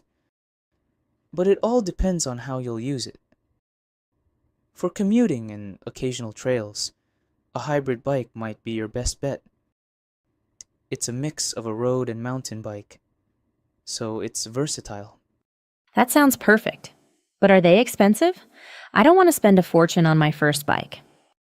It depends on the brand and features, but you can find decent ones in the mid-range. I'd say set a budget first, and then start comparing. Do you want to check out some shops together this weekend? That'd be awesome. I could use your advice. Oh, and do I need to buy all the extra gear? The salesperson was trying to sell me a helmet, gloves, lights, and even a fancy water bottle. Well, some of that stuff is essential. A helmet is non-negotiable. You need it for safety. Lights are important if you're riding early in the morning or at night. Gloves and water bottles are nice to have, but not a priority. Good to know. I don't want to go overboard right away. What about bike locks? I live in an apartment building, but I'll need to park it outside sometimes. Absolutely. A good lock is a must. Get a U-lock or a heavy-duty chain lock to keep your bike safe. The cheap ones are easy to break. Noted. Okay, so I need a hybrid bike, a helmet, lights, and a sturdy lock. Anything else? Maybe a bell or horn, just to let people know you're coming. And if you're commuting, a small basket or rack for your bag could be helpful. A basket sounds cute. Practical and stylish. All right, let's plan to visit a couple of shops this weekend. But what should I look for when testing the bikes? Good question. First, check how comfortable the seat and handlebars are. If you're not comfortable, you won't enjoy riding. Second, test the gears and brakes to make sure they're smooth. And third, make sure the frame size is right for your height. That makes sense. I don't want to end up with something I hate riding. Oh, and what about maintenance? Is it a lot of work? Not really. Just keep the chain clean and oiled, check the tire pressure regularly, and get it tuned up once or twice a year. It's pretty simple once you get the hang of it. Okay, I'm starting to feel more confident about this. Thanks for all the tips, Ethan. I had no idea there was so much to think about. No problem. It's better to be prepared. Once you get your bike, we can go for a ride together. There's a beautiful trail near the lake that's perfect for beginners. That sounds amazing. I can't wait. I just hope I don't fall off or embarrass myself. Haha. Don't worry. Everyone's a bit wobbly at first. By the second ride, you'll feel like a pro. All right, I'm officially excited now. Thanks for helping me with this. You're the best. Anytime. Just remember, once you start biking, you'll never want to stop. It's addicting in the best way. I'll take your word for it. Let's make this weekend count. Deal. See you on Saturday. Hey, Liam, guess what? I signed up for a painting class. I thought it was time to pick up a new hobby. What do you think? Painting? That's awesome, Ella. I didn't know you were into art. What inspired you? I don't know. I just needed something to take my mind off work. Plus, I've always loved looking at paintings in galleries. I thought, why not try it myself? Makes sense. And who knows? You might have a hidden talent. You could be the next Picasso. Haha, I doubt that. But thanks for the encouragement. Have you ever tried painting? Not seriously. The last time I painted was in high school art class, and let's just say my teacher didn't think I'd make a living from it. Well, they say practice makes perfect, right? You should join me for a class. It could be fun. I might take you up on that, but I'd probably make a mess. What kind of painting are you doing? Watercolors? Acrylics? Acrylics to start with. The instructor said they're beginner-friendly. I bought some supplies yesterday. Paints, brushes, and a few canvases. I'm already hooked. You're diving in headfirst, huh? That's great. Do you have any specific goals with it, or is it just for fun? Honestly, just for fun. I want to learn to paint landscapes. There's something so calming about them. And who knows? Maybe I'll hang one on my wall someday. That's a fantastic idea. Just don't go comparing yourself to the pros right away. Rome wasn't built in a day, you know. True. The instructor said the same thing. He told us to focus on enjoying the process rather than the result. It's good advice, but easier said than done. That's the spirit. Just take it one brushstroke at a time. So, when's your first class? Tomorrow evening. I'm a little nervous, though. What if I'm terrible? Ella, nobody starts as an expert. And besides, the only way to get better is to try. You're already ahead of most people by taking the leap. You're right. Thanks, Liam. You're a good motivator. If I do end up with a masterpiece, I'll let you have it. Deal. And if it's terrible, I'll still frame it and tell everyone it's modern art. Good to know I have your support no matter what. All right. Wish me luck for tomorrow. Good luck. You've got this. And hey, text me a picture of your first painting. I want to see how it turns out. English listening and speaking. Okay, so I want to start today with a scenario. And I think it's going to feel uncomfortably familiar for a lot of you. Oh, I'm ready to feel called out. Right. So picture this. You're sitting on your couch.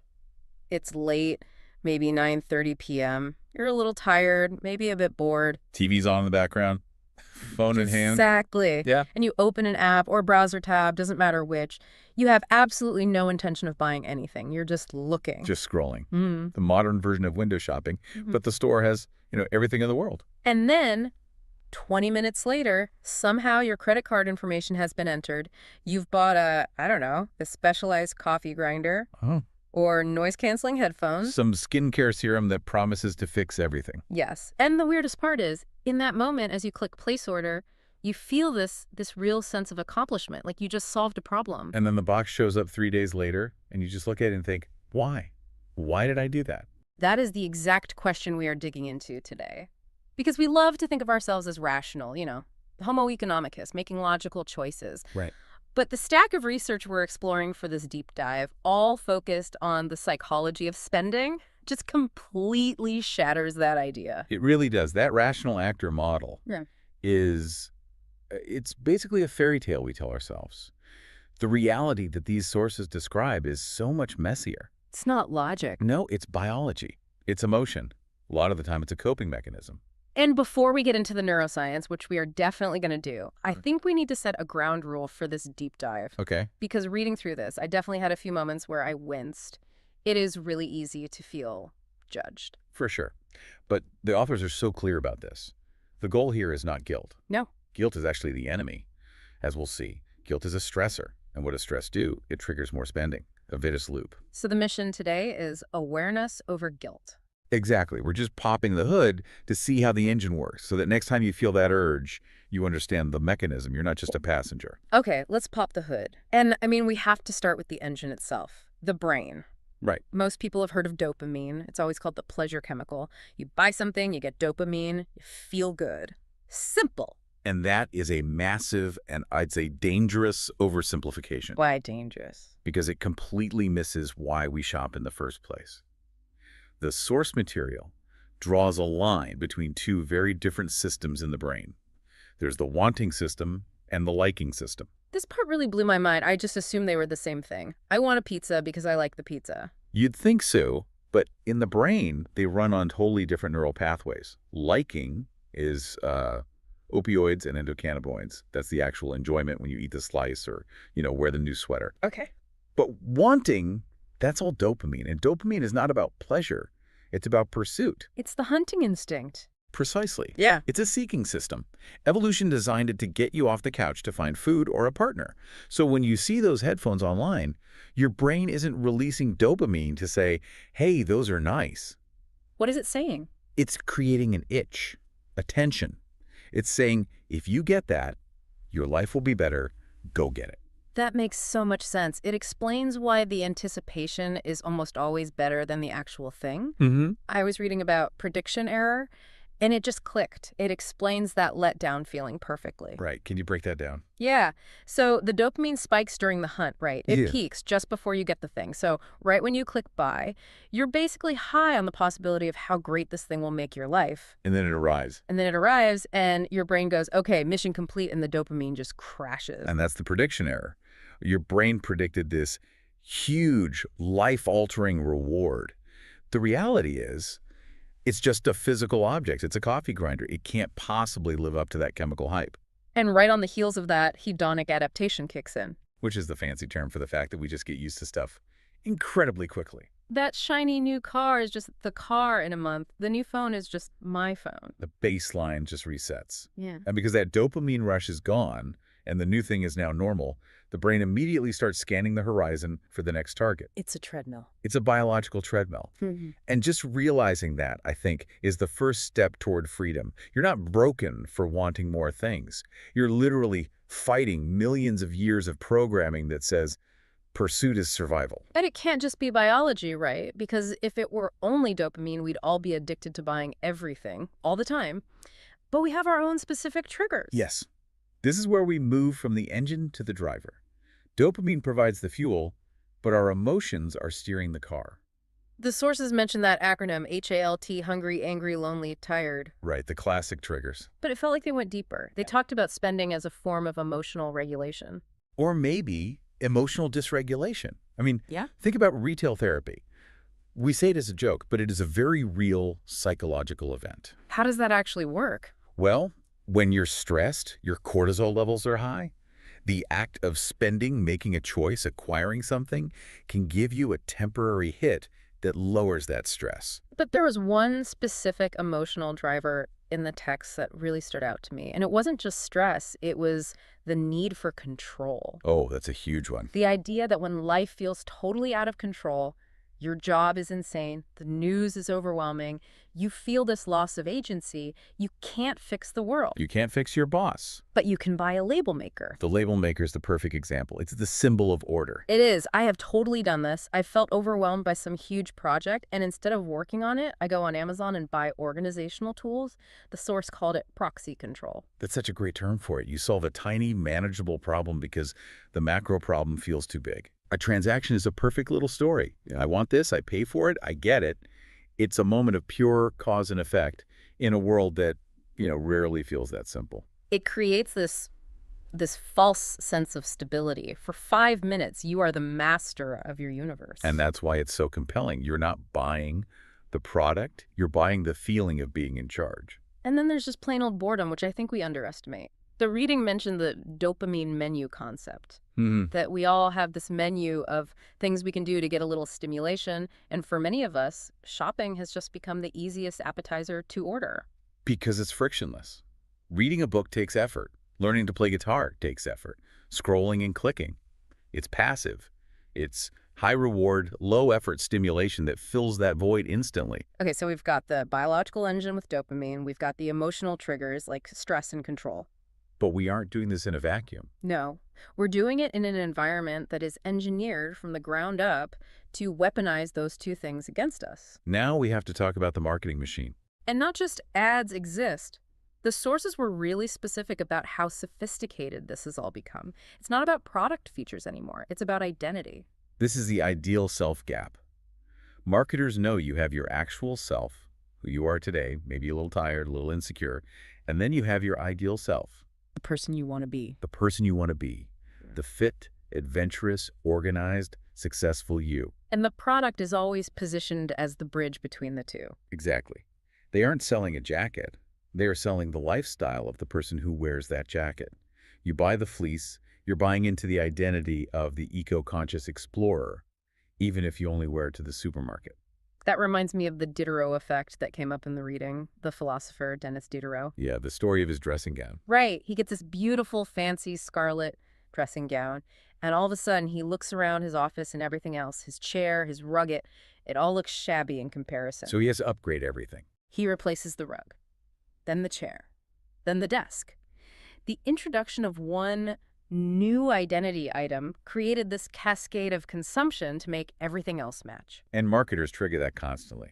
You get the new phone, now your old headphones feel inadequate. You buy the nice sofa, now the paint on the walls looks dingy. And social media has just poured jet fuel on that entire fire. Oh, absolutely. Yeah. Because your ideal self is no longer just this internal idea.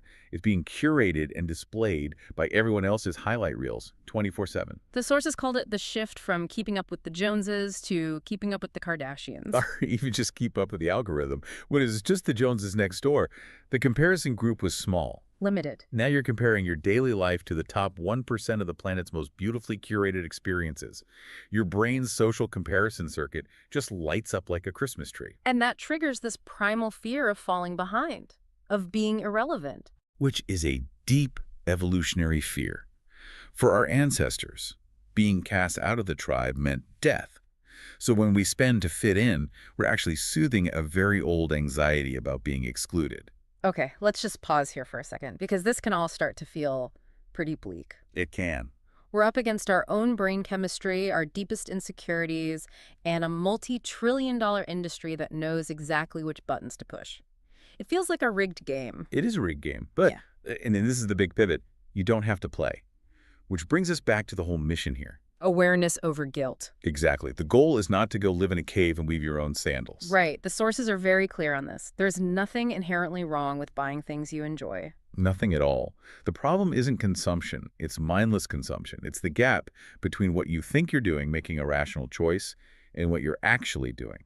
Which is usually soothing an emotion. Right. This gets us to that distinction between wants and needs, and I think this is a tricky area, because needs can be a very slippery word. It is. Strictly speaking, needs are food, water, shelter, basic clothing. Almost everything else is a want. But we have been taught to demonize wants. We act like wanting something is frivolous or bad. So what do? We do these mental gymnastics to reclassify our wants as needs. Precisely. You don't say, I want the new iPhone because it looks cool. You say, I need the new iPhone because my current battery drains 10% faster, and that's critical for my work. We invent a rationalization to get past our own internal guilt filter. But what the authors argue is that the healthiest thing to do is just admit it's a want. To own it. To say, I am buying this $6 latte, not because I need caffeine, but because I want the experience of being in this coffee shop right now. That strips away the self-deception. And weirdly, when you do that, you feel more in control, not less. Because you're making a conscious choice, not fulfilling some imaginary mandate. And once you own it as a choice, you can actually ask if it's worth it. Do I want this enough to trade an hour of my work for it? So, okay, how do we put this into practice? In the moment, when the dopamine is firing and there's a countdown clock on the website, it's really hard to be that philosophical. It is incredibly hard, which is why you need a system. You have to intentionally introduce friction. The sources call this the power of the pause. Friction is the enemy of impulse. It is. I mean, Amazon's one-click buy, Apple Pay, they spend billions to remove every possible point of friction. They want a direct line from your dopamine center to your bank account. Yeah. Your job is to manually add that friction back in. And the main tactic is a mandatory waiting period. Yes. Yeah. 24 to 48 hours is ideal. See something you want? Fine. Put it in the cart. But you make a hard rule. You cannot click buy until tomorrow. What's happening in the brain during that delay? The neurochemicals are metabolizing that intense dopamine spike we talked about. It has a half-life. It's powerful, but it's short. If you just step away, the chemical urge literally fades. You wake up the next morning with cool brain, not a hot one. I've done this, and it's actually shocking how often I completely forget I even put something in the cart. And that's the proof right there. If you forgot about it, it was never about the item. It was about the feeling in that moment. So during that pause, the text says to ask yourself 3 specific questions. And they aren't, can I afford this? No, that's a math question. These are psychological questions. Question 1 is, why do I want this right now? The keywords are right now. It forces you to look at the immediate trigger. Did I just see an ad? Did I have a bad day? Am I bored? Okay. Question 2, how am I feeling at this moment? This is the AGLT check. If the answer is I'm feeling lonely or I'm feeling stressed, then you know the purchase is probably a coping mechanism. Yeah. And a new pair of shoes is a terrible cure for loneliness. Well, that's the hard truth. Okay, and the third question, which I think is maybe the most powerful, will this matter to me in a month? This one is huge. It breaks the tunnel vision of urgency. Our brains are terrible at thinking about our future selves. We always prioritize present me. This question forces you to imagine future you. It's about seeing past the unboxing. Visualize the item after the novelty has worn off.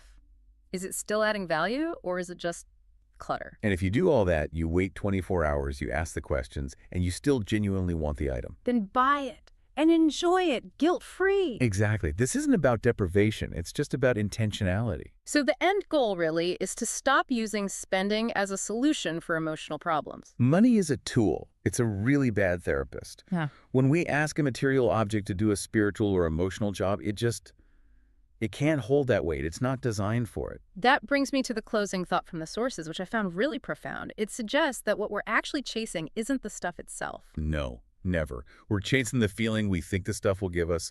We want to feel safe. We want to feel like we belong. We want excitement. We want to feel competent. We've just been conditioned to believe those feelings can be bought. But safety comes from internal stability, not a better home security system. Belonging comes from connection with people, not from wearing the right brand. And once you really get that, deep down, the urge to shop doesn't vanish, but it loses its power over you. You can walk into a store, see something beautiful, appreciate it for what it is, Yeah. and then just leave it there. You don't need to possess it to be whole. I want to leave everyone with a final thought from this deep dive. It's something to consider the next time you find yourself scrolling. We spend so much money building an identity with our clothes, our gadgets, our home decor. But if you stripped away all the spending you do for stress relief, if you took away the things you buy out of boredom, and if you removed everything you bought just to prove something to other people, how much of your identity would be left on the shelf? And, more importantly, who would you be underneath it all? That is the real deep dive. Thanks for listening. Until next time. Okay, I want you to picture a specific moment. It's a 3 p.m. on a Tuesday. You've been staring at a screen for, 6 hours? Your coffee has long since worn off. And you're left with that jittery, sort of acidic feeling in your stomach. Exactly. You look at your to-do list, and somehow, and this is the part that drives me crazy, it is actually longer than it was at 9 a.m. Then comes that physical sensation, right? That tightening in the chest. Yes. It's that low-level hum of panic, the voice in your head just whispering, you are not doing enough, you're behind, you are failing. And that's pretty much the universal soundtrack of modern work. We're all, culturally conditioned to think the solution is just to speed up. Do more, do it faster, optimize every single second. Yeah, it's a race where the finish line keeps moving. And the worst part, and this is what we're really digging into today, is that we've attached our self-worth to that race. If I'm not crushing it, am I even, worthy? That is the exact existential crisis our source material is tackling. We're looking at a guide called How to Be Productive Without Burning Out. Okay. But I want to be clear right up front. This is not a list of life hacks. We are not going to tell you to wake up at 4 a.m. Oh, thank goodness. Because if I hear one more guru tell me that sleep is for the weak, I think I might just scream. Right. So the mission for this deep dive is to completely dismantle that old high-pressure idea of productivity. And replace it with something based on... Yeah. What? Balance. Sustainability. Sustainability is the key word. The source makes this really provocative claim right at the beginning. Productivity is not about emptying the tank every single day. I love that. True productivity, the kind that lasts for years, not just a few weeks, is about working in a way that actually supports your life instead of draining it. So it challenges that whole idea that burnout is just the price you pay for being successful. Precisely. That idea that if you aren't suffering, you aren't working hard enough. Okay, so we have a lot to unpack. We're going to look at the anatomy of burnout, which is much sneakier than just being tired. And then we'll get into the science of managing your energy, not just your time. And my favorite part? The idea that doing less is actually the path to doing better, which I have to admit sounds like a paradox. It does, but the logic really holds up. But before we get to the solutions, we have to properly diagnose the problem. We need to talk about the beast itself, burnout. Right. And the source makes a very sharp distinction between stress and burnout. They are not the same thing. I think most people use them interchangeably, but they're fundamentally different. So what's the technical difference? Think of it this way. Stress is a problem of too much. Too many pressures, too many demands. You feel overwhelmed. But you can still imagine that if you just got things under control, you'd feel better. You're still sort of in the fight. Exactly. You're engaged. Burnout is different. It's a problem of not enough. Not enough motivation, not enough connection, not enough meaning. It's a state of emptiness. Yes. The text defines it as what happens when effort goes on for a long, long time without any meaning or rest. That hits hard. It's the futility of it.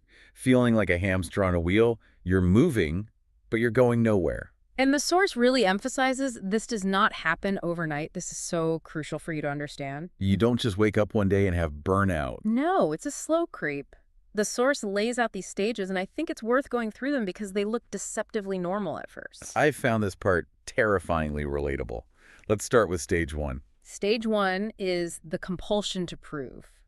This one is tricky because it actually looks like you're a high performer. You feel tired, sure, but you're also super motivated. You're running on adrenaline. You're taking on extra projects. You're trying to prove your worth. And you're telling yourself, I just need to power through this month and then things will calm down.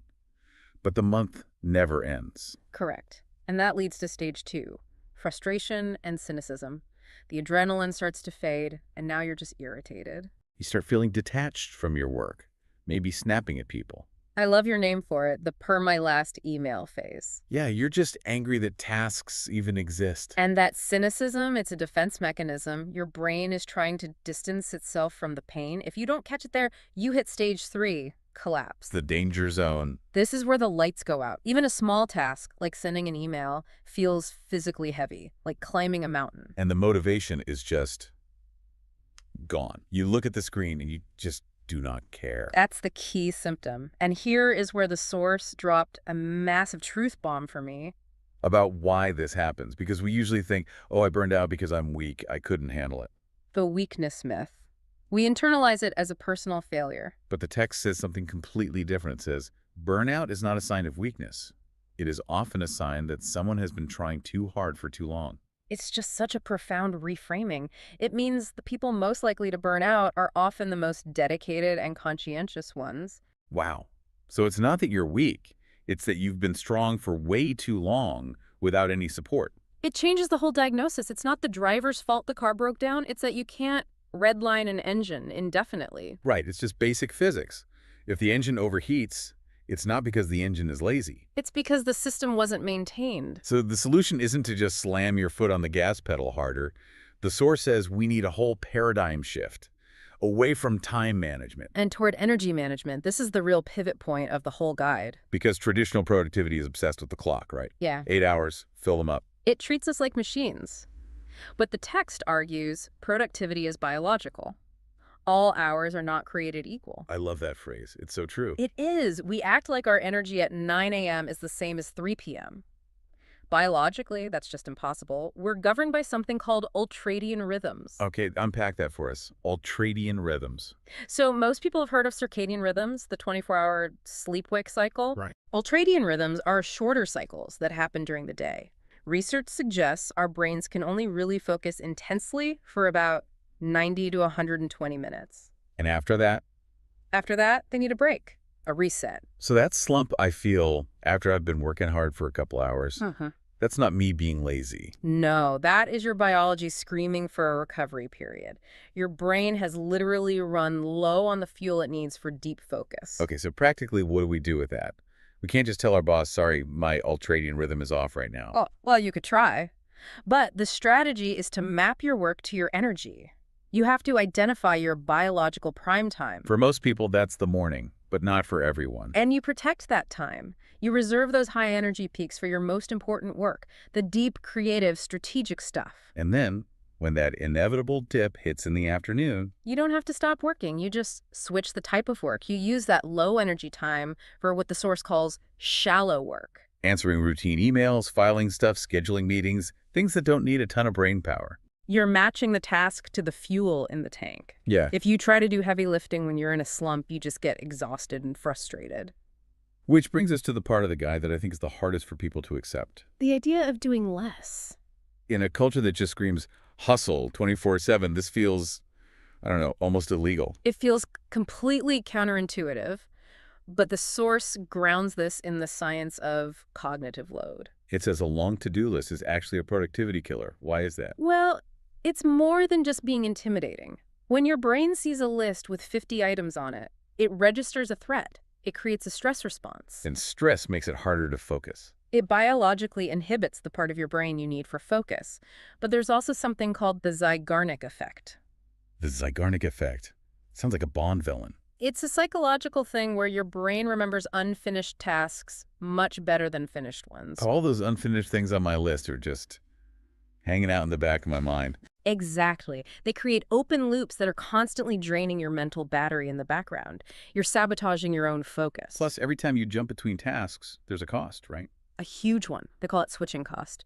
It takes, on average, something like 23 minutes to get back into deep focus after you've been interrupted. That's horrifying. So multitasking is basically a lie. It's a biological impossibility. You're just switching context really fast and paying a mental tax every single time you do it. So the recommendation is radical. Quality over quantity. Choose just a few important tasks, maybe 3, and focus on finishing them. And think about the psychological boost of that. Finishing one big thing feels so much better than starting 10 little things and finishing none of them. You get that dopamine hit, you close the loop, you get energy back. But to get the energy to finish those big things, we have to talk about the R word, rest. The thing we are all so bad at. This section really called me out. It confronts this belief that rest is a reward, that you only get to rest after everything is done. But the source has this brilliant, if slightly depressing reality check for that. What's that? In real life, everything is never done. It's so true. The laundry is never done. The emails never stop. If you wait for everything to be finished, you'll rest when you're dead. Which is why the guide reframes rest completely. It's not a luxury. It's a biological maintenance requirement. It's like charging your phone. You don't wait till it's at 0% to charge it. You charge it so it works. Yes, but here's where it gets really interesting. The source distinguishes between numbing and resting. Ooh, this is a big one. I definitely confuse the two. Is scrolling Instagram for an hour rest? According to the source, no, that's numbing. It gives you a little dopamine hit, but it's high sensory input. Your brain is still processing a ton of data. So what's true rest? True rest engages what's called the default mode network, or DMN. The DMN, okay. It's the brain network that kicks in when you're not focused on the outside world, when you're daydreaming or walking in nature or just staring out a window. And that's important. It's crucial. That's when your brain consolidates memories, makes new connections. It's where creativity comes from. So when I'm just staring at a wall doing nothing, my brain is actually doing some of its most important work. Exactly. Rest isn't the absence of activity. It is a different kind of activity. I love that. Okay, so we're doing less, we're resting better, but we still have jobs. The source talks about creating gentle routines. Structure without pressure. That's the key phrase. Because when I hear routine, I think of those intense YouTube videos. 4 a.m., ice bath, 4.15, journal. And if you miss one step, your whole day feels ruined. That's a brittle routine. A gentle routine is like a guardrail, not a cage. So what does that look like in practice? It's mostly about bookending your day. First, start the day slowly. Don't check your email the second you open your eyes. You guilty. That just spikes your cortisol and puts your brain in reactive mode instantly. Second, take those regular breaks we talked about. And third, and this is so important now, have a clear shutdown ritual. Ah, the end time. It's so hard when your office is your kitchen table. The work just bleeds into everything. Which is why the ritual is so important, a physical action. Close the laptop, tidy your desk, go for a walk. Something that tells your brain, work mode is off now. That helps with the psychological detachment. It does. But speaking of detachment, we have to talk about the hardest skill in the whole guide. The art of saying no. The necessity of refusal. It is so socially painful. It feels like you're letting people down. It feels dangerous. It feels dangerous because we're wired to avoid social rejection. But the source grounds this in the simple economics of energy. It's a zero-sum game. You can't just create more energy out of thin air. Exactly. So every yes has a cost. Saying yes to something trivial means you are, by definition, saying no to something essential. If I say yes to a meeting I don't need to be in, I'm saying no to my deep work or my rest. Precisely. So you're reframing it. It's not about being unkind or lazy. It's about understanding your limits so you can protect your ability to show up fully when it really matters. That actually helps with the guilt. You're not saying no because you don't care. You're saying no because you care about doing a good job on the things that count. And people respect that clarity more than we think they will. Okay, let's go a little deeper for a minute. Yeah. The final section of the source gets into something almost philosophical. It's about why we get into this mess in the first place. It's about identity. This is the absolute core of it. You can fix your schedule, you can take all the breaks, but if you don't address this, you'll just burn out again. And the main point is, productivity is a tool, not an identity. I feel that. I think a lot of us, if we're honest, feel like we are only as valuable as what we produce. I was busy today, therefore I am good. It's called enmeshment in psychology. Your self-worth gets all tangled up with your output, and the source just says, no. You are not valuable because of what you produce. You are valuable just because you exist. A human being, not a human doing. It sounds a little like a greeting card, but when you really try to live by it, it's terrifying. Because if you strip away the job title and the to-do list, you're just left with you. And for a lot of high achievers, that silence is the scariest thing in the world. It's deeply uncomfortable, but the text contrasts how these two mindsets feel in your body.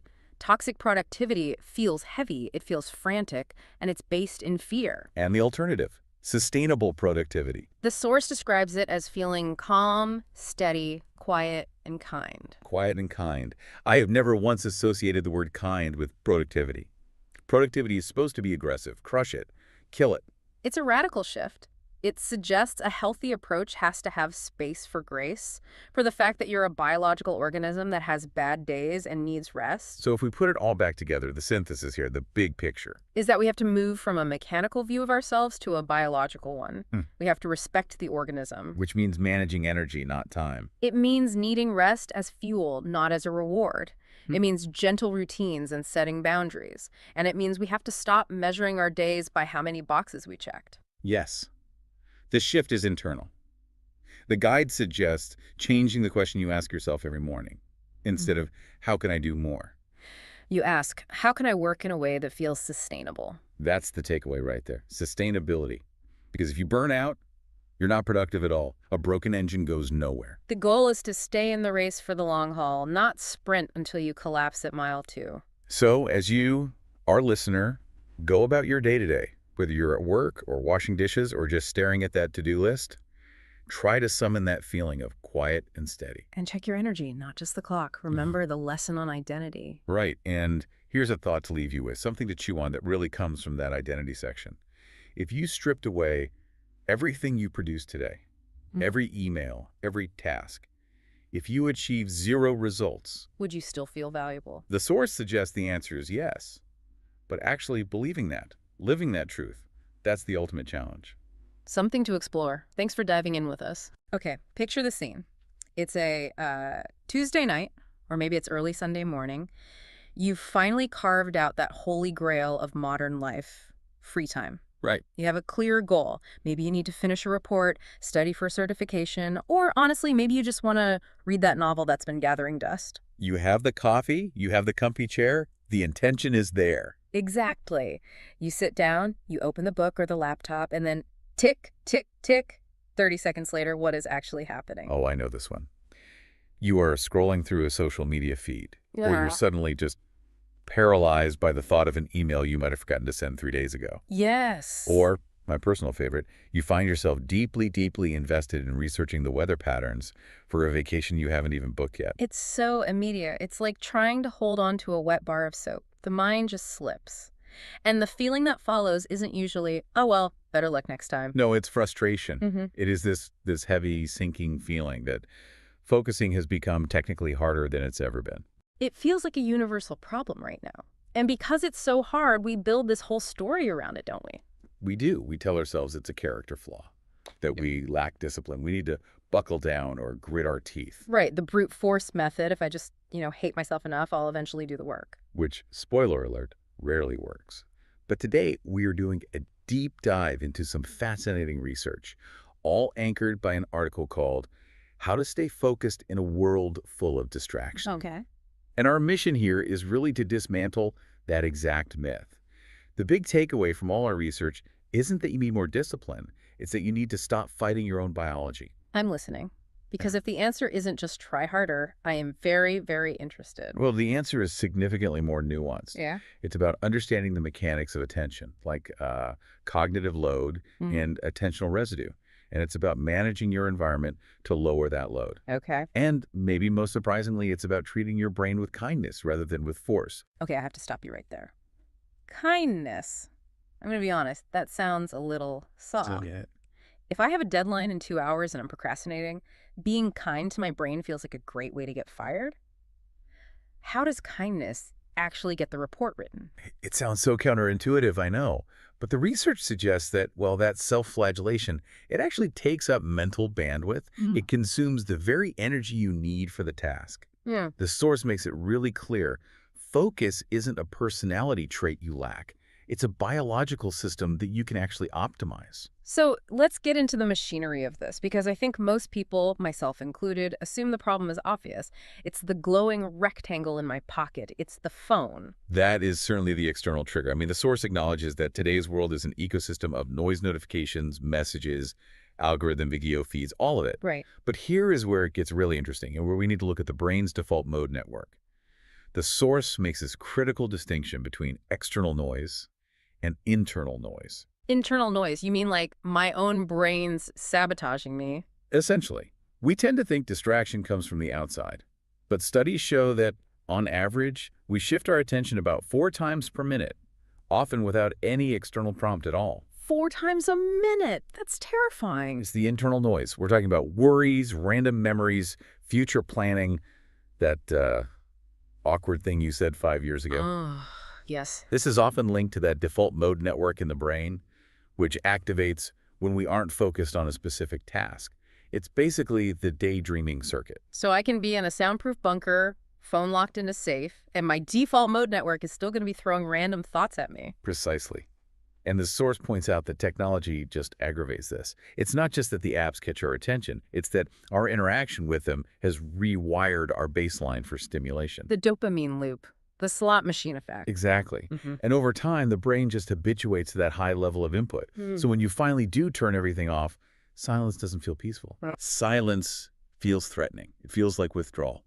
Silence can feel uncomfortable. That really hits home for me. It explains why I reach for my phone when I'm just standing in an elevator for 10 seconds. You're not even checking anything specific, right? No, I'm just avoiding the silence. You're avoiding the drop in stimulation. And the source puts it really well. This doesn't mean something is wrong with you. It means your brain is responding naturally to the environment it lives in. Your brain is trying to protect you from boredom. I think that validation is so important because it's easy to spiral into thinking I'm broken or I used to be able to read for 3 hours. What happened to my brain? You are not broken. You're just adapted to a high stimulation world. And once you realize that internal noise is a biological reflex, you can stop blaming your character and start adjusting your strategy. Speaking of character, that brings us to another huge myth the source tackles, the idea of the focused personality. I hear this constantly. Oh, I'm just not the focused type. I've said it myself. I'm a creative, scattered brain. I thrive in chaos. Is that even a real thing? It's a very common excuse. And while, sure, personality traits vary, the source frames focus completely differently. It argues that focus is a skill. It's a neurocognitive capacity, not some fixed personality trait. So if it's a skill, that implies it can be trained, like learning a language. Or even more physically, like a muscle. Right. The source uses the muscle analogy, and I want to get a little deeper into that. If you put your arm in a cast for 6 weeks, what happens? Well, the muscle shrinks. It atrophies. Right. And in our modern environment, our deep focus muscle is essentially in a cast. We rarely use it because we're constantly grazing on shallow information. Yeah. So when you try to use it, it feels weak. It feels painful. So when I sit down to work and I feel that physical resistance that I can't do this feeling, that's just the atrophy talking. That is the muscle fatigue. A physical muscle gets stronger when you use it gently and regularly. But what happens if you try to, I don't know, bench press 300 pounds on your first day back at the gym? You tear something, you get injured. Badly. And attention works the same way. The source says attention gets tired when it's overused or constantly interrupted. If you're forcing it all day, of course it's going to fail. Right. The goal, according to our material, isn't perfect robot-like focus. The goal is gentle, repeatable attention. Gentle, repeatable attention. That feels so much more sustainable than the, hustle culture version of focus. Sustainability is everything. If you view focus as a muscle, you realize you have to treat it with care. You don't scream at a bicep to get bigger. You train it. Okay, let's talk about that training. Because if willpower is a finite resource, which I definitely feel it is, how do we bypass the need for it? We have to look at something called cognitive load theory. The source argues that one of the most effective ways to improve focus is to change your environment to reduce the load on your working memory. This is the environment over willpower argument. Yes. If you have to rely on willpower to ignore your phone, you're burning energy. You're engaging in what's called inhibitory control. Your brain is actively spending glucose to not look at the phone. So just having the phone on the desk, even if it's silent and face down, is draining your battery. Studies cited in similar research back this up. The mere presence of your smartphone reduces your available cognitive capacity. Wow. The source suggests visual and auditory hygiene. Hygiene. That sounds like I need to break out the disinfectant. It's mental hygiene. It lists specific changes. First, keeping the phone strictly out of reach, not just face down, but physically in another room or a drawer out of your visual field. That's a big one. What's the second point? Reducing visual clutter. And this isn't just about being tidy for the sake of it. Yeah, explain that. Because I'm that person with the messy desk who says I know where everything is. Why does a stack of papers matter if I'm looking at my screen? Because of how your visual cortex works. Your brain doesn't just process what you're focusing on. It is constantly monitoring your peripheral vision for threats or changes. That stack of papers, the coffee cup, the sticky notes. They're all competing for attention. They're competing for neural representation. Your brain is practically whispering, there's a paper, there's a cup, there's a wire. Constantly. Yes. It creates a baseline of low-level anxiety, and it consumes processing power. When you reduce that visual clutter, you lower the cognitive load. You're freeing up RAM for the actual task. That makes perfect sense. It's like closing the 50 tabs I have open in my browser so the computer stops lagging. That is the perfect metaphor. And the third point is just using soft background sounds, or silence, to do the same for your auditory processing. The whole idea is to remove the friction so that focus becomes the path of least resistance. Okay, so we've cleaned the desk, we've hidden the phone, we've lowered the cognitive load, but now we have to actually do the work. And this is where I feel like modern work culture just fights us because we are obsessed with multitasking. Oh wait, we wear like a badge of honor. I do. I feel like a wizard when I'm juggling things. I'm replying to a Slack message while listening to a Zoom call and editing a document. It feels incredibly productive. It feels productive. And that is the trap. The source is very, very firm on this. Multitasking is a biological impossibility for high-level tasks. But I'm doing it. I mean, I am doing 3 things at once. But you're task switching. Yep. You're rapidly toggling between tasks. And this introduces a concept I really want to dig into called attentional residue. Attentional residue, that sounds gross, like mental slime. It kind of is. It's a term from a business professor, Sophie Leroy. Basically, when you switch from task A, say the email, to task B, the document, your attention doesn't switch instantly and cleanly. Okay. A residue of your attention remains stuck thinking about the email. So part of my brain is still drafting that reply while I'm trying to write the report. Exactly. You are effectively working with a dimmer brain. You have fewer cognitive resources available for the new task, and the more you switch, the more that residue builds up. And I guess that explains why at the end of a day where I felt like a multitasking god, I'm actually just completely drained and the quality of my work is mediocre. You spent all your energy on the switching cost. The metabolic cost of recalibrating your brain over and over again. You burned the fuel, but you didn't really go anywhere. So what's the alternative? Single tasking sounds painfully slow. It feels slow because you aren't getting those rapid-fire dopamine hits from switching all the time. But the source advocates for doing one thing at a time. Even small moments of it prevent that residue buildup. But let's be real, just do one thing is hard when I have a to-do list a mile long. It is, which is why the source redefines the duration of focus. This part really stood out to me. We tend to think Deep work means locking ourselves away for 4 hours like a monk. Right. If I can't focus for 4 hours, I shouldn't even bother starting. But the source says focus doesn't need to be long. Even 10 or 15 minutes of unfragmented, single-task attention is meaningful. 10 minutes. I'm going to push back a little here. 10 minutes feels like nothing. Can you actually get anything done in 10 minutes? It's not about finishing the project in 10 minutes. It's about overcoming the threshold of resistance. If you tell your brain, we need to focus for 4 hours, the amygdala, your fear center, it just lights up. It's too big of a mountain to climb. It perceives a threat. It says, no way, that's too much pain. But if you say, I'm just going to focus for 15 minutes, that's manageable. It lowers the stakes, and usually once you start, you keep going. It's the light at the end of the tunnel. Exactly. Knowing a break is coming helps the mind relax and stay present. It reduces the pressure. But we have to talk about what that break looks like, because this leads to the most critical relationship in the whole text: the connection between focus and rest.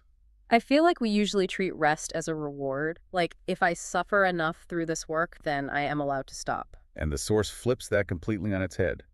It argues that rest helps focus more than effort does. The quote that jumped out at me was, trying harder is not always the answer. Which goes against everything we're taught in school or sports. Push through it. But look at the biology. If the brain is depleted of glucose, if your neurons are fatigued, effort just creates frustration. You can't force a tired muscle to lift a heavy weight. Right. The source says sleep, quiet moments, gentle activities. These are prerequisites for focus, not rewards for it. So rest isn't the prize. Rest is the fuel. A rested mind finds focus naturally.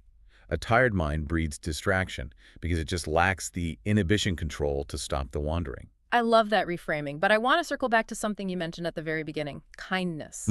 We've covered the biology, the environment, the residue. But you said kindness was a functional part of this system. This is the gentle mindset. Because even if you rest and you clean your desk and you hide your phone, your mind will wander. The default mode network will kick in. It's inevitable. The question is, how do you react when it happens? Usually, I get angry. I think, come on, stop wasting time. You're being lazy. That reaction, that judgment, is a secondary distraction. Now you have the original distraction plus a layer of negative emotion. You are effectively doubling your cognitive load. So by getting mad at myself for getting distracted, I'm actually making it harder to get back to work. You're digging the hole deeper. The source suggests a no-judgment rule. When you notice you've wandered, you just gently bring the mind back. That sounds a lot like meditation advice. It is, essentially, but applied to work. The source suggests we should reframe the return. Instead of seeing the distraction as a failure, you view the act of returning to the task as a repetition. That is the moment the muscle gets stronger. Oh, I like that. The win isn't never getting distracted. The win is the moment you return. Exactly. Every time you catch yourself wandering and gently, without anger, bring your attention back to the report, you've just done a rep. That is how you build the skill. So kindness isn't just about feeling warm and fuzzy. It's about efficiency. It's about not wasting energy on self-criticism so you can use that energy for the task itself. That is the core argument. The source actually calls choosing focus an act of kindness toward yourself. Can we unpack that? Because usually focus feels like a chore, not a gift. Well, think about the alternative state. Scattered attention, anxiety, feeling overwhelmed, rushing. That constant low-level panic of multitasking, that is a very stressful way to live, right? It is. It's exhausting. When you create a space for focus, calm, steady monotasking, you are creating a sanctuary for your brain. You aren't trying to control your mind with an iron fist. You're caring for it by giving it one single thing to do. That's profound. It changes focus from a disciplinary measure into a form of self-care. It transforms the entire experience. The text says focus doesn't need to be intense. It can be soft, steady, and calm. Soft, steady, and calm. That is a very different vibe from the crush-it productivity advice we usually get. And honestly, in an economy that thrives on stealing your attention, simply slowing down is a radical act. So let's bring this all down to earth for everyone listening. We've covered a lot of ground, from the default mode network to attentional residue. What's the immediate application? It starts with the environment. Respect your cognitive load. Change your space so you don't have to fight it. Hide the phone, clear the visual clutter. Don't make your brain process junk. And stop the multitasking. It's a lie. It's just slime building up in your brain. Do one thing, even if it's just for 10 minutes. And embrace those short bursts. Lower the threshold. 10 minutes of real focus is so much better than an hour of scattered, frustrated effort. And finally, the mindset. Be kind. When your mind wanders, and it will just gently bring it back, that return is the victory. It's about reclaiming your own attention, not by force, but by creating the right conditions for it to thrive. I want to leave everyone with a thought to mull over today. We talked about how focus is an act of kindness, but I want to flip that. Yeah. If attention is a muscle, we are currently living in a gym that's designed to make that muscle atrophy. Every app, every notification, every breaking news banner is designed to monetize your distraction. That is the attention economy. So the question is, when you let the noise win, who are you actually serving? Are you serving yourself, or are you serving the algorithm? That's a powerful question. Maybe the most radical, rebellious thing you can do today isn't to protest or shout. Maybe it's just to close the tabs, put the phone in a drawer, and give yourself permission to do one single thing for just 10 minutes. Reclaim your time. Exactly. Thanks for diving in with us. See you next time. Okay, let's start today with a bit of a confession. I want you to think about the last time you ran into a friend, or maybe a colleague you haven't seen in a while. You ask them that standard question, how are you? And they sigh, look you right in the eye and say, I am just so busy. It's the new I'm fine, isn't it? It's almost the default greeting now. It really is. Yeah. But here's the darker question I want to ask. When you say it, when you tell people how swamped you are, be honest. Does a small part of you feel, I don't know, good about it? Oh, absolutely. Like it's some weird badge of honor? It validates us. We live in this culture that has completely convinced us that success is a very specific equation. Right. More hours, plus more tasks, plus more effort equals better results. And the implication is always that if you aren't totally exhausted, you're obviously not trying hard enough. That is the whole hustle culture trap right there. This idea that burnout is just, the price you pay. But today, we are looking at a stack of research that suggests that equation isn't just a little bit off. It might be completely backwards. Right.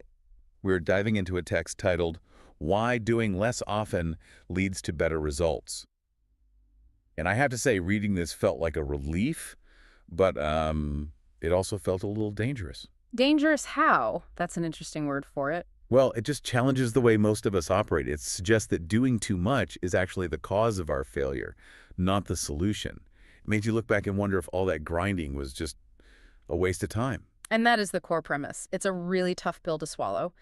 The source argues that overloading your day doesn't just make you tired. Which is obvious. Yeah, that part we know. It says it leads to actual confusion, stress, and, objectively poor outcomes. The argument is that busyness literally makes you worse at your job.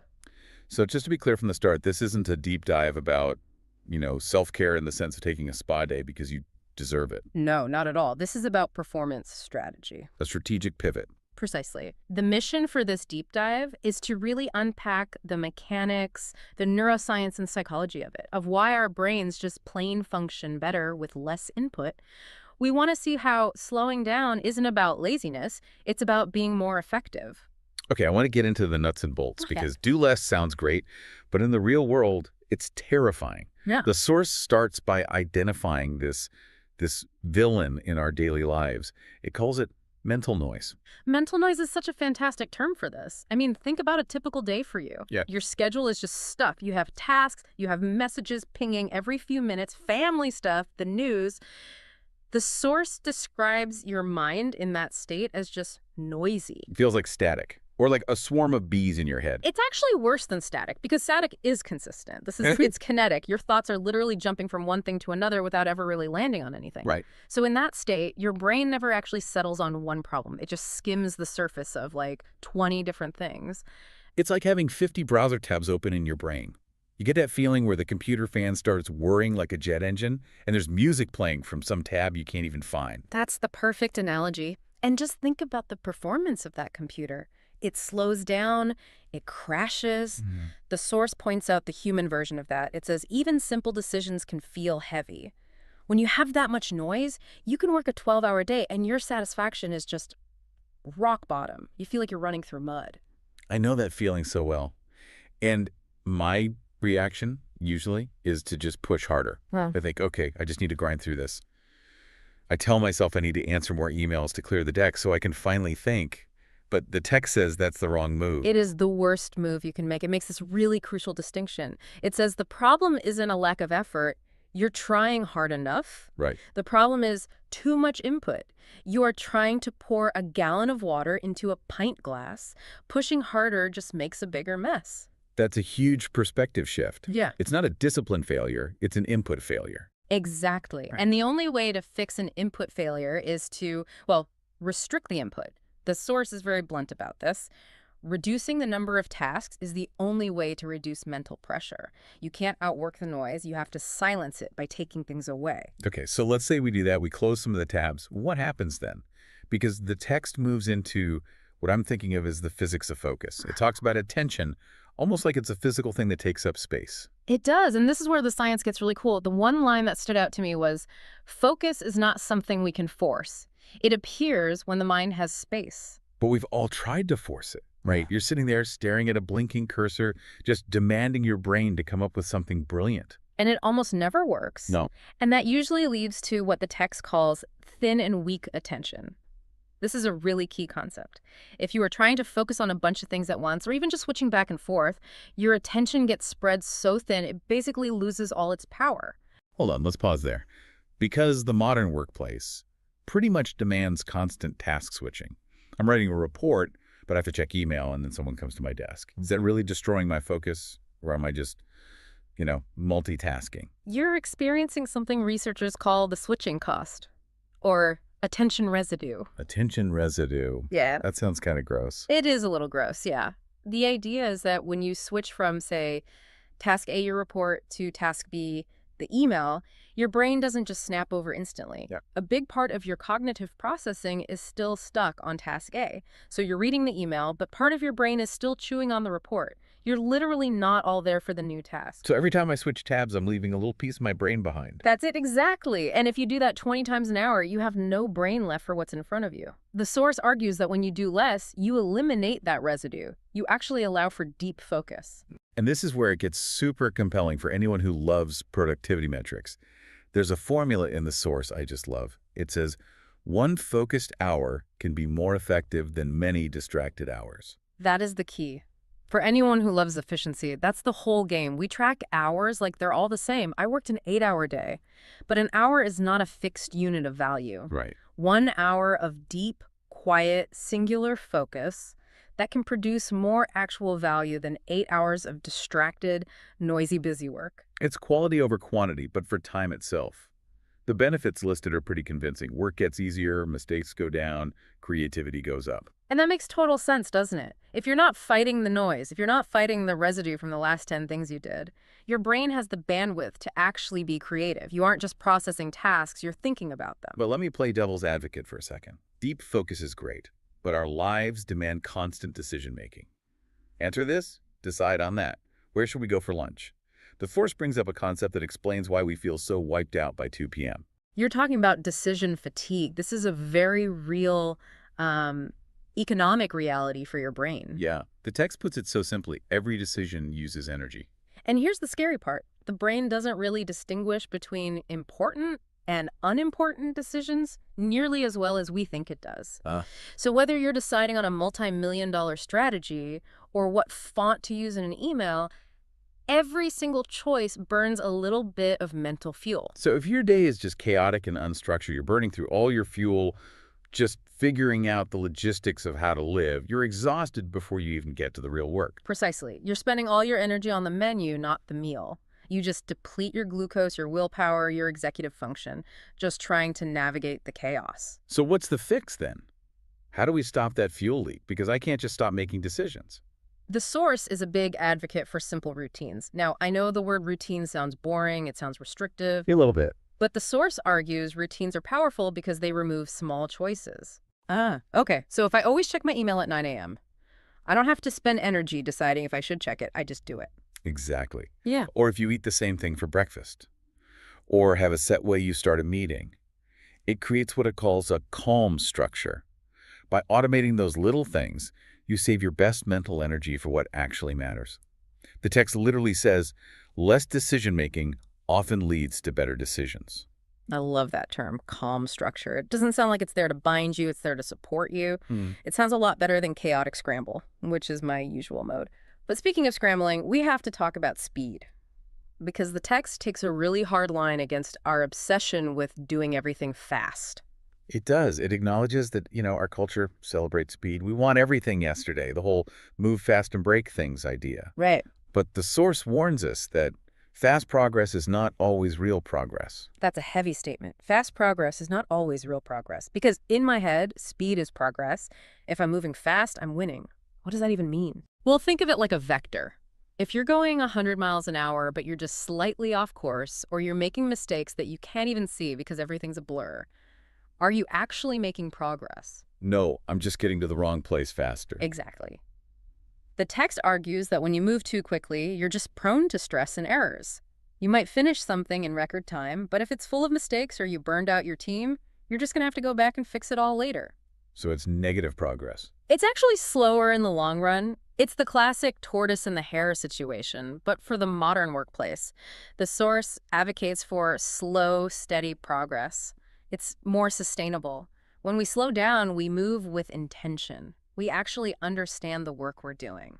There's a line in here that says, we learn from our experience instead of rushing past it. That really hit me.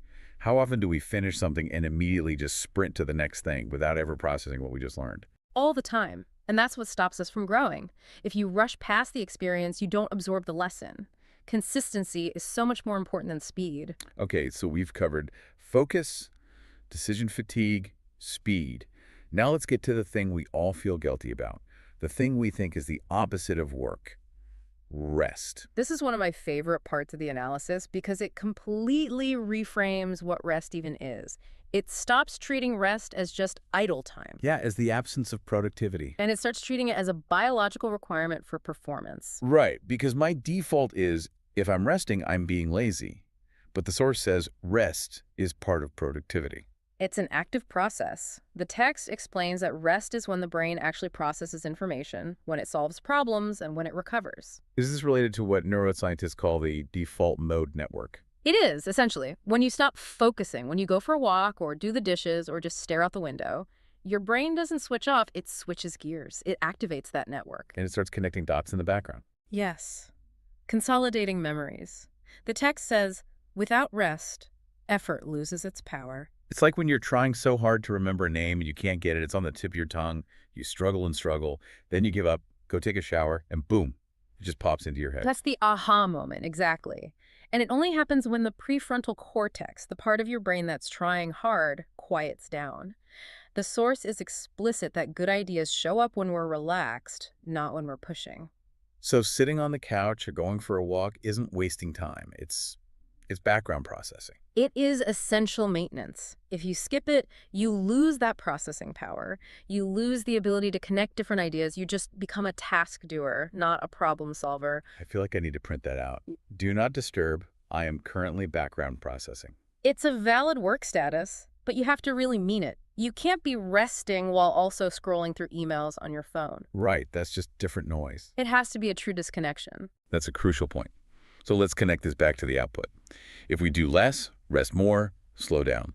The fear is the work will suffer. That I'll produce less. Does the work actually get better? The source argues the complete opposite. It's all about quality over quantity. When you focus on fewer tasks, you can give each one more care. Which makes sense. If I have 3 things to do today instead of 30, I can actually pay attention to the details. You notice things. You make thoughtful choices. The text notes that this leads to results that feel more satisfying, more lasting. And just as important, it reduces that feeling of being completely overwhelmed. You're not just churning out widgets, you're crafting something. But here's the big hurdle, and I think this is the biggest one for people listening. It's not that they don't want to do this. It's the fear, the FOMO, the fear that if I don't do everything, if I say no, I'm failing, or I'll fall behind. The source calls this the habit of believing we must do everything. This is the big psychological barrier. We've all been conditioned to think that saying no is a sign of weakness or a lost opportunity. But the expert voice in this text gives us a really stark reality check. Which is? No one can do everything well. It's a hard truth. It hurts a little bit to hear. It does. But once you accept it, it becomes a tool. The text says choosing what not to do is as important as choosing what to do. That is the definition of strategy. Strategy is about selection. It's about making trade-offs. So every time we say yes to something unimportant, we are implicitly saying no to something that actually matters, just because we run out of time and energy. That's the opportunity cost, exactly. If you try to carry everything, you can't carry the important things well. You end up dropping the ball on what matters because your hands are full of stuff that doesn't. I really like the idea that letting go creates freedom. It's not about giving up. It's about freeing up your energy to invest it where it will have a real impact. Letting go is how you protect the quality of what's left. It's how you honor the work you do choose to do. So we're reframing doing less. It's not a failure. What's the text call it? A gentle strategy. I really like that phrase. It's a calm way forward. By simplifying, we create room for focus, for creativity, and for calm. And the result isn't just that we feel better, which is huge. It's that the actual results get better because our attention isn't split 100 different ways. Right. Sometimes the fastest way to move forward is to slow down. So let's bring this all together for everyone listening. We started with the noise of too much, that brain fog from just being overloaded. And we move to the physics of focus, understanding that attention needs space and that task switching has a huge cognitive tax, that attention residue. We talked about how simple routines can save our best energy by cutting down on decision fatigue. Basically, put the boring stuff on autopilot. Exactly. Then we debunked the need for speed, swapping it for slow, steady progress, and we reclaimed rest as a critical part of the work itself, not the opposite of it. And finally, we landed on the strategy of selection, the power of letting go. It's a whole system for, regaining control of your own brain. So what does this mean for you, the listener? You might be prepping for a meeting right now or stuck in traffic trying to survive a busy week. Why does this all matter at this very moment? It matters because we live in an age of infinite input. There will always be more emails, more news, more requests for your time. If your strategy is just do more, you will eventually break. To really understand things, to be truly effective, you have to stop trying to consume everything at once. You have to build that fence around your attention. You do. You have to value your own mental energy enough to protect it, because no one else is going to do it for you. Here is a thought to leave you with. We talked about that metric. One focused hour is worth more than many distracted hours. It's the golden rule of this whole philosophy. If that's true, and the source makes a very compelling case that it is, Yeah. I want you to ask yourself, what is the one focused hour in your life right now that would be worth more than a whole day of just being busy? Is it finishing that one project that's been hanging over you? Is it finally planning out your year? Is it just sitting and thinking about a problem without your phone in your hand? That's the real question, isn't it? If you could trade a whole day of frantic noise for just 1 hour of true brilliance, what would you do with that hour? Something to think about while you practice your new background processing routine. Indeed. Go find your calm structure. Thanks for diving in with us. We'll see you next time. You know the scene. I don't even have to tell you the name of the movie. You already know the scene I'm talking about. I have a feeling I know exactly where this is going. The hero is at rock bottom. They've lost the big game. The love interest has walked out. The dojo has been dishonored. It's, raining against the window pane. It's grim. And then you hear that first guitar riff. The drums kick in. Exactly. The drums kick in. And suddenly, we are in the montage. We see them waking up at 4 a.m. They're drinking raw eggs, which, by the way, is gross and medically inadvisable. It really is. They're sprinting up snow-covered mountains. They're lifting logs that just defy physics. It is 3 minutes of pure, unadulterated intensity. And that's the promise, right? 3 minutes of suffering, and then boom, you're a champion. You're transformed. The music swells, the credits roll. It is incredible cinema. It gets the blood pumping. It makes you want to run through a brick wall. It makes for amazing cinema. But here is the problem, and this is what we're digging into today. I think deep down, we try to edit our actual lives, like that movie. Oh, for sure. We think, okay, I want to learn Spanish, or I want to get six-pack abs, and we assume the way to get there is the montage. We think we need to go 100 miles per hour immediately. We think we need intensity. And that is exactly where most of us fall off the wagon. Mhm. Because while intensity looks great on a movie screen, the source material we're looking at today argues that it's actually a terrible strategy for real human beings. Which brings us to today's deep dive. We are stripping down this fascinating piece of writing titled Why Consistency Beats Intensity. And look, I know consistency sounds like maybe the most unsexy word in the English language. It's not exactly a word you put on a movie poster. The fast and the Yeah, consistent. the fast and the moderately reliable, it just doesn't sell tickets. But honestly, reading through this, I felt personally attacked. This text explains every failed New Year's resolution I've ever had. It's a reality check. The mission today is to deconstruct why we are so addicted to that high-octane intensity, why it almost biologically sets us up to fail, and how we can switch to a strategy that the source calls quiet. It's a strategy that is calmer, slower, but, and this is the key, it actually works. Quiet but works. I want to live there. Wow. So let's unpack this. The source material starts by admitting something important, which I really appreciate. What's that? Intensity feels good. We don't just do it because we think we have to. We do it because we like the high. We do. The text describes intensity as starting with strong motivation. It's a very specific emotional state. You know that feeling, usually late on a Sunday night. Oh, the Sunday scaries transform into Superman Sunday. Right. You're sitting there, you're mapping out the week. You decide, I'm going to wake up 2 hours early every day. I'm going to meal prep organic lunches. I'm going to read a book a week and learn to code. And in that moment, just in your head, you feel powerful. You feel like you've already achieved it just by planning it. It's seductive. You get the dopamine hit of being a superhero before you've even lifted a finger. It feels like you're fixing your life. But the source points out the fatal flaw in this. Intensity relies entirely on that emotion. It relies on you feeling up. And the problem with emotions, even the really positive ones like high-octane motivation, is that they're temporary. They're weather. They pass. They rarely last. The text outlines the cycle pretty clearly. You have a few days, maybe a week if you're lucky, where you just ride that wave of excitement. You do in the montage. You do in the montage. You're waking up early, but then, inevitably, reality sets in. Life happens. Your boss yells at you, the car breaks down, or honestly, you're just tired because you've been waking up at 4 a.m. Exactly. Life gets busy. Yeah. Your energy drops. And suddenly, that intense routine you built, which requires 100% of your energy, it breaks. You miss a day. And this is a part of the text that really hit home for me. It's not just that the routine breaks, it's the psychological cost of the break. The source explicitly mentions the arrival of guilt. Yes. This is the mechanism of failure. When you rely on intensity, you are setting the bar impossibly high.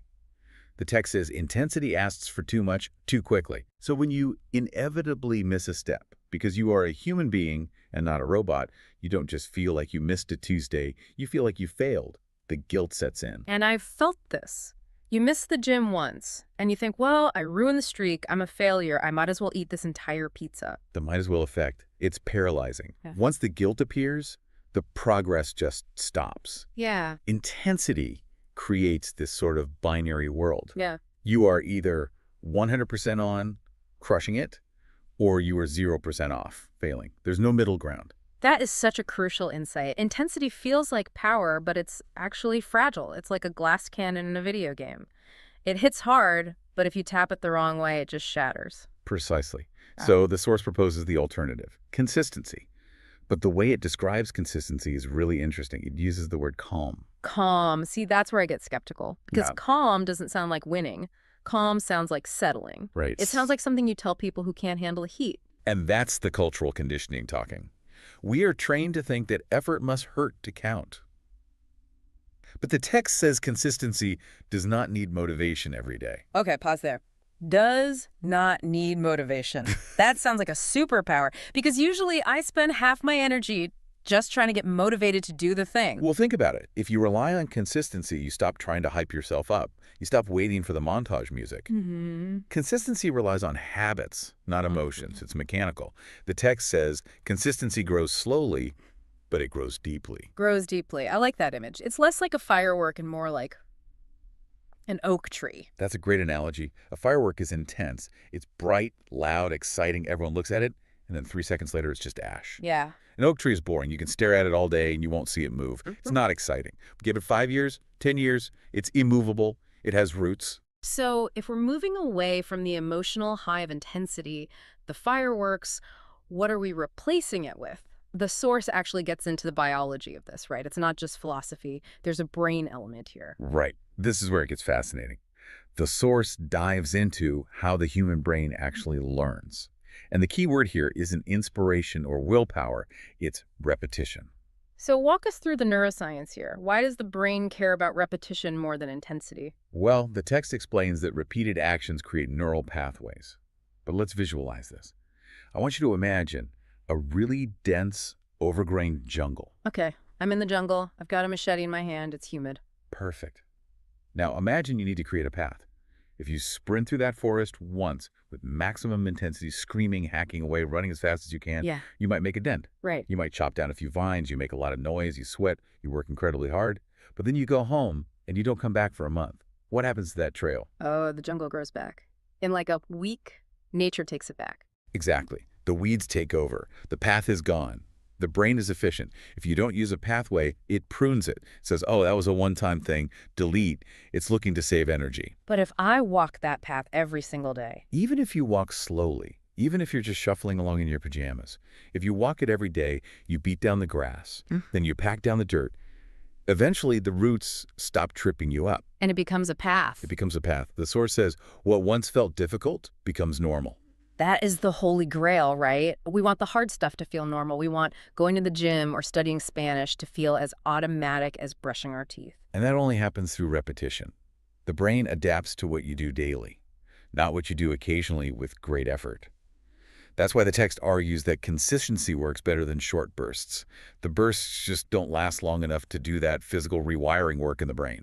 It's interesting because when you frame it that way, intensity seems almost inefficient. Like you're spending a huge amount of metabolic energy for very little biological return. It is inefficient in the long run. And it's also high cost in terms of stress. The source makes a big point about the relationship between our goals and pressure. Oh, yeah. Intense goals create pressure. I feel that in my chest just hearing it. And pressure leads to stress. And what does stress do biologically? It triggers cortisol. It triggers fight or flight. It makes us want to escape the very thing we're trying to do. Yeah. If your goal is to write the next great American novel in 30 days, every time you sit at the computer, you feel the weight of that deadline just crushing you. It's miserable. And eventually you just stop sitting at the computer because your brain is screaming, run away, this is painful. I do this all the time. I procrastinate because the task feels too heavy. Exactly. The procrastination is a defense mechanism against the pressure. But consistency, the source says it removes pressure. How? I mean, how do you remove pressure when you still have a goal? You still want to write the book? By shifting the definition of the goal. In a consistent model, the goal isn't write the novel today. The goal is show up. Just show up, even in a small way. That feels like letting yourself off the hook, though, doesn't it? If I just say, my goal is to put on my running shoes, aren't I cheating? Aren't I just lowering the bar to the floor? You are lowering the bar to the floor, yes. But that's strategic. If the goal is just to open the document and write one sentence, the pressure is zero. Okay. You can do that on a bad day. You can do that when you have the flu. You can do that when you're depressed. And because the pressure is gone, the habit becomes sustainable. Sustainable even during difficult times, as the text says. Right. Yeah, we all have difficult times. If your strategy requires you to be at 100% capacity to work, your strategy is broken. Yeah. Because nobody is at 100% forever. Consistency is designed for the days when you're at 20%. I think that's the part that is hardest to accept, though, because when you're doing that 20% work, when you're just showing up and doing the small thing, it feels invisible. It feels like nothing is happening. You've hit on the invisible phase. The source addresses this directly. It says, one challenge with consistency is that results appear slowly. Yeah. In the beginning, it looks like nothing is changing. You're doing the small habit, you're eating the salad, you're writing the paragraph, and you look in the mirror or check your bank account, and nothing. Zero. It's the valley of disappointment. Is that what we're calling it? That's what it feels like. You are putting in the effort, but the feedback loop is delayed. And that is where most people quit.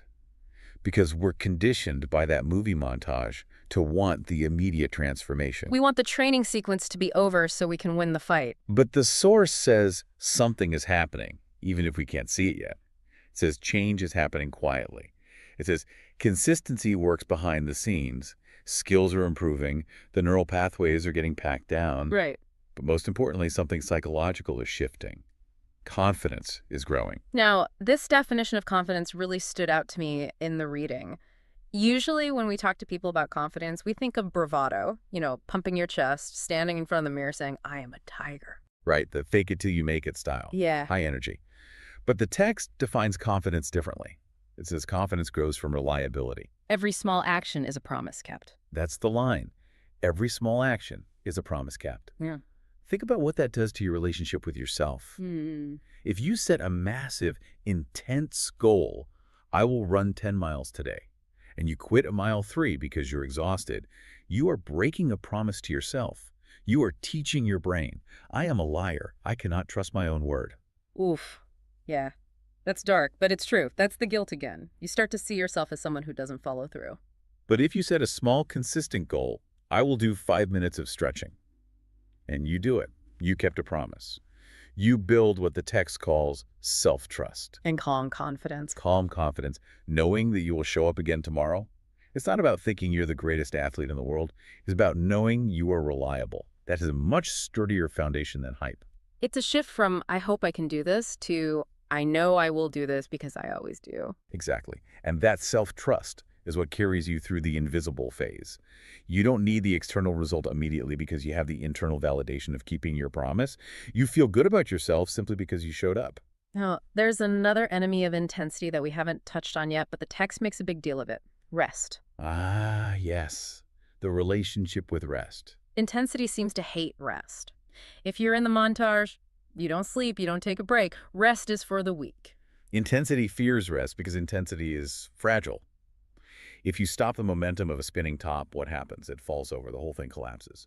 But the source says consistency respects rest. How so? Because consistency sounds like never stopping. It sounds like a treadmill you can't get off. Not if you look at the time horizon. Consistency operates on a longer timeline. If your timeline is forever or the next 10 years, then missing one day is statistically irrelevant. It's a blip. It's a rounding error. The text mentions the one-day rule, effectively. It says missing one day does not destroy progress. If you are intense, missing a day ruins the streak. You know those apps that track your streak? Oh, I live in fear of the owl on my language app. If I lose my streak, I feel like I've lost everything. Right, and that's the danger of intensity gamification. It ruins the perfection. But if you are consistent, you just return. Returning gently. That's the phrase used. I love that phrasing. It sounds so much nicer than grinding back. Yes. Returning gently keeps the habit alive. This is so important. It removes the fear. If you miss a day, you don't beat yourself up. You don't spiral into shame. You don't eat the whole pizza. I don't eat the whole pizza. You just get back to it the next day. It's forgiving. It is. Yeah. And because it's forgiving, you're less likely to quit altogether. Yeah. It turns a failure into just a pause. It stops the shame spiral before it starts. It really does sound like a gentle path to real results, which is how the source describes it. But I have to play devil's advocate for a second here. Go for it. I have to speak for the part of me that wants to be a hero. Is it boring? Okay, straight answer. I appreciate that. The source admits it. It says, consistency is not exciting. It is simple. We have to be honest about that. If you are looking for thrills, for that adrenaline rush of crushing it, consistency will feel boring. It will feel mundane. But the text argues, and that is why it works. The excitement is the distraction. The boredom is where the work gets done. It says small steps lead to change, not through force, but through patience. We want to force the result. We want to grab the result by the throat and drag it into existence. But you can't force neural pathways. You can't force biological adaptation. You can only coax it through patience. You can't yell a plant into growing faster. In the long run, consistency always wins. That's the final verdict. It's the tortoise and the hare. It's the oldest cliche in the book because it's biologically true. The hare burns out. The hare gets distracted. The hare relies on intensity. And the tortoise just keeps stepping. The tortoise just keeps stepping. So if we look at this for our listener, the learner who is probably juggling a job, maybe family, hobbies, and trying to learn something new, the message is pretty liberating. It's incredibly liberating. It means you can stop trying to overhaul your entire life on a Monday morning. You don't need a radical transformation. You don't need to wake up at 4 a.m. unless you really, really want to. You just need to pick something small. Something so small it feels almost too easy, ridiculously easy, and then do it again tomorrow and the day after. And if you miss a day, you forgive yourself instantly and you do it the day after that. No drama, no guilt. I think that's the biggest takeaway for me. The removal of the drama. We make self-improvement so dramatic. We make it this battle between good and evil, laziness and productivity. And this text is saying, hey, put down the sword, just do the small thing. Exactly. Lower the stakes, lower the pressure, raise the consistency. That's the formula. It's funny, we started talking about movie montages. Yeah. And I realize now that a movie about consistency would be the worst movie ever made. It would be absolutely unwatchable. It would just be a 2-hour shot of a guy reading 2 pages of a book every night for a year. No music, just page turning. The critics would hate it. It'd get 0% on Rotten Tomatoes. But the guy in the movie, by the end, he's actually read the books. He's actually learned the language. He's actually changed. Right. The montage hero usually ends up back on the couch a month later with a pulled muscle and a sense of failure. That is the reality check we all needed. It is. So as we wrap up this deep dive into why consistency beats intensity, let's bring it back to you, the listener. We've talked about neural pathways, about the trap of the emotional high, and the power of the quiet strategy. The bottom line is that you have a choice between feeling impressive for a week or actually becoming impressive over a year. I love that. And here's a thought to leave you with, something to mull over as you go about your day. We talked about how every small action is a promise kept to yourself. So here's the question. What is one small, boring promise you are willing to make to yourself today? Not a grand declaration, not a life overhaul. Just a tiny, boring promise that matters more than 1,000 intense intentions. Because that small promise is the one you'll actually keep. Exactly. Thanks for diving in with us. We'll see you next time.